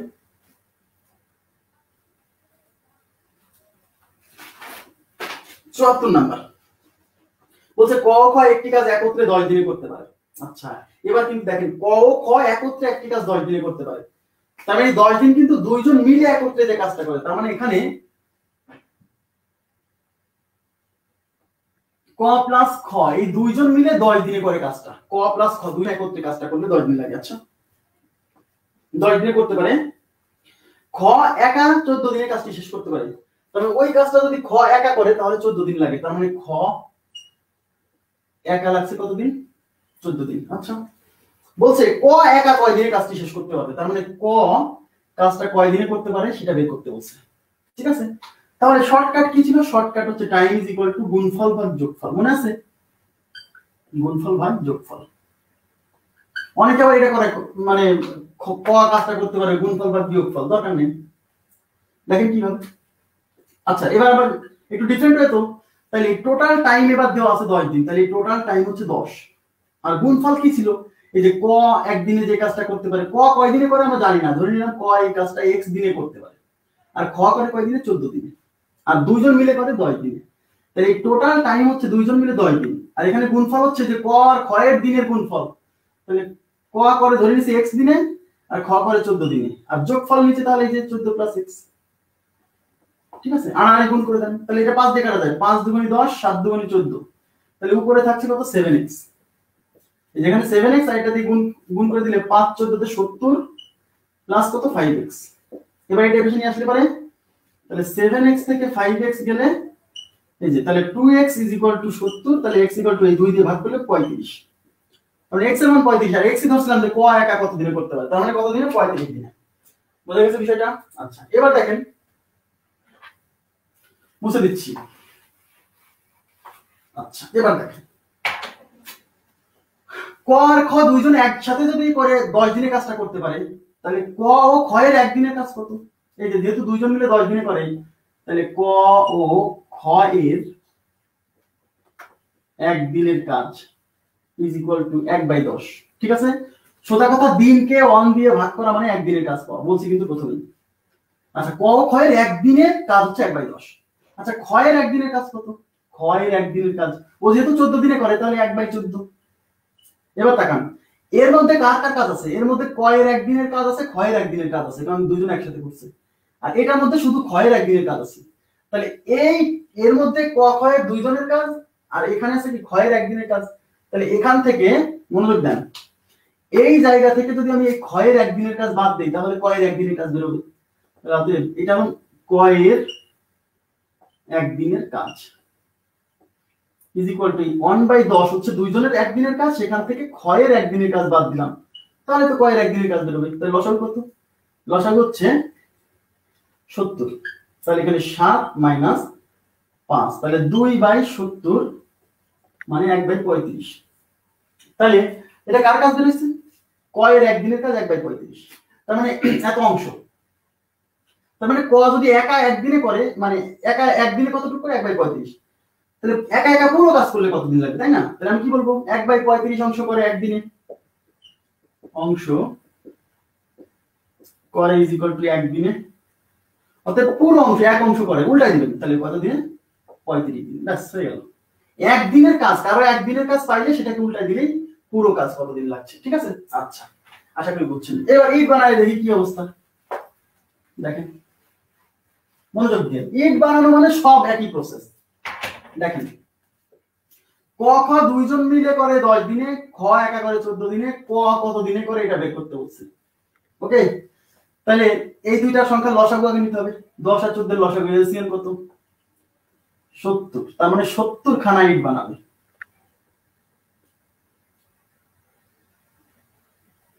আচ্ছা 70 খানা ইট বানাবে, ঠিক আছে। এবার তাকান, টোটাল ইট 70 খানা। এবার তাকান প্লিজ, ক খ দুইজন মিলে এই টোটাল কাজ করবে, মানে 70 খানা ইট বানাবে, তাই তো? কয় দিনে? ক খ দুইজন মিলে টোটাল কাজ করে 10 দিনে, আর টোটাল কাজকে আমরা কি বলছি? 70 খানা ইট। তাহলে তাকান, এই ক আর খ দুইজন মিলে একদিনে কয়খানা ইট বানায়? টোটাল ইট যদি 70 খানা হয়, আর এই টোটাল কাজটা মানে 70 খানা ইট বানানো যদি 10 দিন লাগে, তাহলে টোটাল ইট 70 কে 10 দিন দিয়ে ভাগ করলে প্রতিদিন 7 খানা ইট বানায়। ক খ দুইজন মিলে, ক খ দুইজন মিলে 7 খানা ইট বানায় প্রতিদিন। এই প্রসেসটা সেম। তাহলে খ প্রতিদিন কয়খানা ইট বানায়? টোটাল ইট 70 খান, আর খ প্রতিদিন কয়দিন লাগায় এই কাজটা করতে? 14 দিন। তাহলে 70 খান ইট বানাতে 14 দিন লাগালে একদিনে কয়খান ইট বানাবে? টোটাল ইটকে 14 দিয়ে ভাগ করলে 5 14 তে 70। ঠিক আছে, তার মানে ক খ দুইজন মিলে একদিনে বানায় 7 খান ইট, খ একা একদিনে বানায় 5 খান ইট। এবার তাকান তো, তাহলে এই 7 খানের মধ্যে এই 7 খান ক আর খ দুইজন মিলে একদিনে বানাচ্ছে 7 খান, খ একা যদি বানায় 5 খান, তাহলে আমাকে বলেন তো ক একদিনে কয় খান বানায়? এই যে 7 খান, এই 7 খান থেকে এই খয়ের 5 খান বাদ দিলে কয় খান? 2 খানা। তার মানে ক একদিনে বানায় 2 খানা। কি করে পেলেন? এই যে ক খ দুইজনে একসাথে বানাচ্ছে 7 খান, তাহলে এই 7 খান থেকে খ যেহেতু 5 খান বানায় একদিনে, তাহলে 7 খান থেকে 5 খান বানালে এই 2 খান কে বানাচ্ছে? ক। তাহলে ক একদিনে বানায় হচ্ছে 2 খান ইট। এখন এই পুরো কাজটা যদি ক কে একাকে করতে দেওয়া হয়, পুরো কাজটা মানে কিন্তু এই 70 খান ইট বানানো, তাহলে 70 খান ইট বানাতে কতদিন লাগবে? ভাইরে অত প্রতিদিন 2 খান করে বানায়, তাহলে টোটাল ইট 70 খান, একদিনে বানায় 2 খান, 2 দিয়ে ভাগ করলে 35 দিন সময় লেগে যাবে, 35 দিন। ঠিক আছে, আশা করি বুঝতে পারছেন। জি একদম সিম্পল। শুনুন, এই প্রসেসটা হচ্ছে বেস্ট, কারণ একই ভাবে সব করা যাবে। এই যে ক খ গ যাই বলুক, হ্যাঁ, এমসিকিউ এর জন্য এটা বেস্ট। আবার ওই যে আগের যেটা করলেন ওটাও করতে পারেন, শুনুন সমস্যা নেই, মনে থাকলে ভালো। আচ্ছা বুঝে দিচ্ছি, আর একটা অঙ্ক করাবো, আর একটা অঙ্ক করাই আজকের মতো বিদায় নিব। আপনারা এই প্রসেসটা অবশ্যই ভালো, কালকে ক্লাস আছে, আবার কালকে ক্লাস নিব, কারণ আমি বাইরে থাকবো বলছে, একটা দিন ওই এক্সট্রা ক্লাসটা নিয়ে টাইমটা ম্যানেজ করে দিব। ঠিক আছে,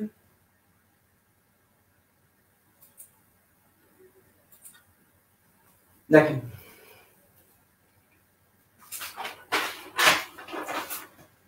দুই ব্যক্তি একত্রে একটি কাজ 8 দিনে করতে পারে। প্রথম ব্যক্তি একাকী কাজটি 12 দিনে করতে পারে, দ্বিতীয় ব্যক্তি একাকী কাজটি কত দিনে করতে পারবে? আচ্ছা এটা শর্টকাট দিয়ে করতে পারেন। আচ্ছা দুইজন, প্রথম ব্যক্তি এটা ফার্স্ট, তাহলে প্রথম ব্যক্তি এই যে ফার্স্ট প্রথম ব্যক্তি কয় দিনে করতে পারে? 8 দিনে, 8 দিন লাগায়। দ্বিতীয় ব্যক্তি কয় দিনে করতে পারে? সেকেন্ড কয় দিনে? 12 দিনে। দুই ব্যক্তি দুই ব্যক্তি একসাথে, তাহলে ব্যক্তি দুইটাকে বলা নাই, হ্যাঁ, তাহলে আমরা ধরলাম first plus second. First plus second দুইজনে একসাথে কাজটা করে 8 দিনে, দ্বিতীয় ব্যক্তি একা কাজটা করে হচ্ছে 12 দিনে।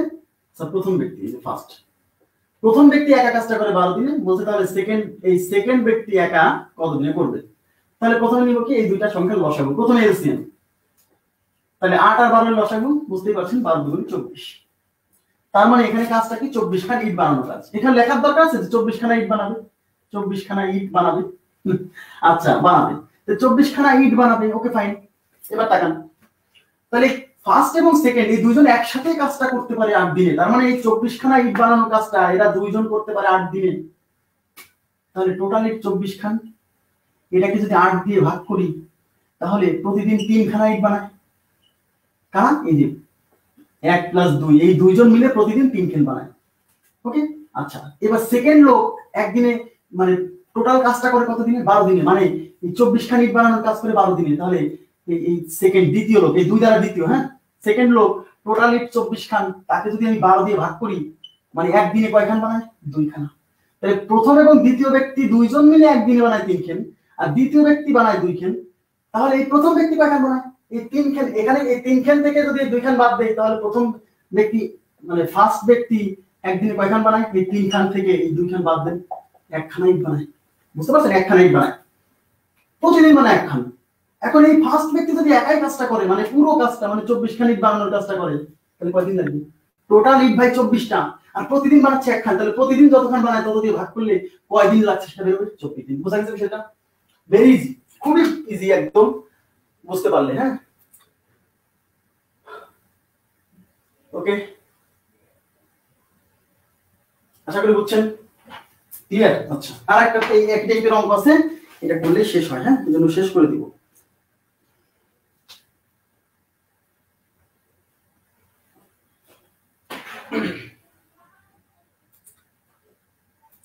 এই টাইপের অঙ্ক ধরে শেষ হয়, আশা করি বুঝছেন। এখন আপনারা যে যেভাবে পারেন করবেন, আমি তো অনেকগুলো মেথড করে দিলাম, আপনার যেটা ভালো মনে হয় করবেন। আচ্ছা এবার দেখেন কি বলছে এখানে আসছে, ক খ গ একটি কাজ একত্রে 3 দিনে শেষ করতে পারে। তাহলে ক খ গ 3 জন মিলে, তার মানে ক প্লাস খ প্লাস গ এরা একটা কাজ 3 জন মিলে 3 দিনে করে, 3 ডেজ, 3 দিন লাগায়। আচ্ছা 3 দিন যদি লাগে,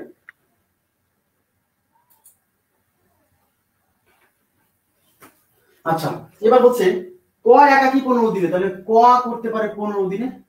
আচ্ছা খ একাকি 6 দিনে, তার মানে খ না গ, খ খ, তাহলে খ এই কাজটা করতে পারে 6 দিনে। আচ্ছা এবার হচ্ছে গ একাকি কত দিনে করতে পারে? Okay fine.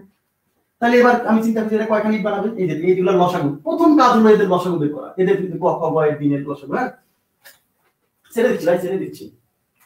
আচ্ছা তাহলে 3 15 আর 6 এর লসাগু কত?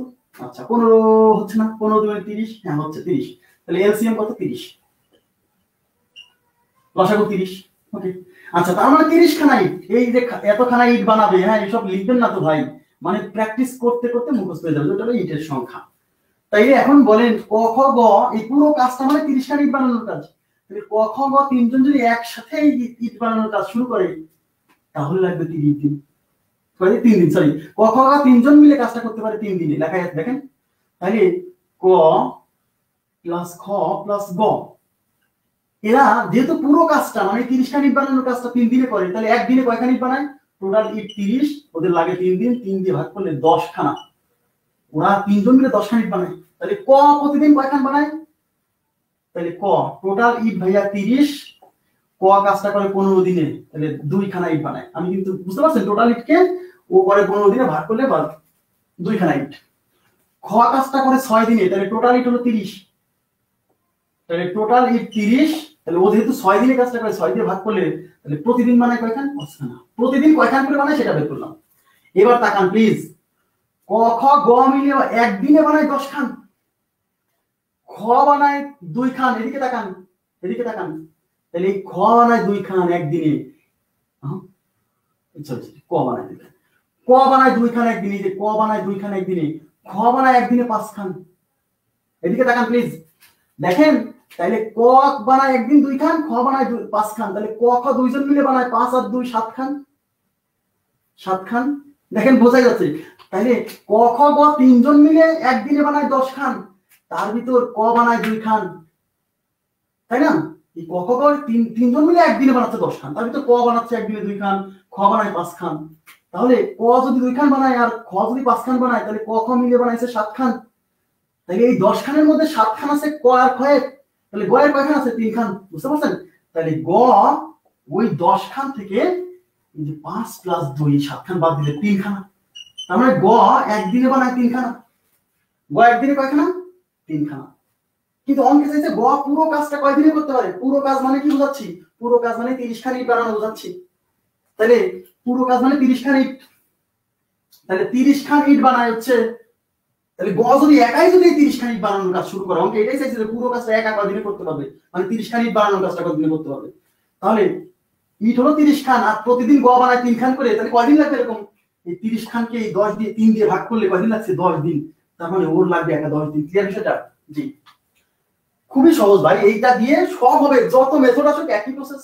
এই যে ক খ গ তিনজনের কাজ চলে আসে। আমার কথা কি বুঝছেন? আপনারা কি প্রসেসটা বুঝছেন? আমি এইটার উপর কেন বারে জোর দিচ্ছি? আমার তো প্রথমে এটা খারাপ লাগছে যে কি কি প্রসেস, এটা এইভাবে করলে হবে নাকি? পরে দেখেছি না এটা তো ভালো, এটাতে সবগুলো একই প্রসেস, আর ওইগুলা হচ্ছে এক একটা এক এক রকম প্রসেস। ঠিক আছে, আজকের মধ্যে এই পর্যন্ত রাখছি। ভালো থাকবেন সবাই। আমরা আবার একটু পরে ম্যাথ ক্লাস আছে, যাদের ক্লাস আছে তারা ক্লাস শুরু করে দিবেন। তো নামাজ কালাম পড়ে খাওয়া দাওয়া করে এসে ক্লাস নিব আবার। আচ্ছা, আল্লাহ হাফেজ।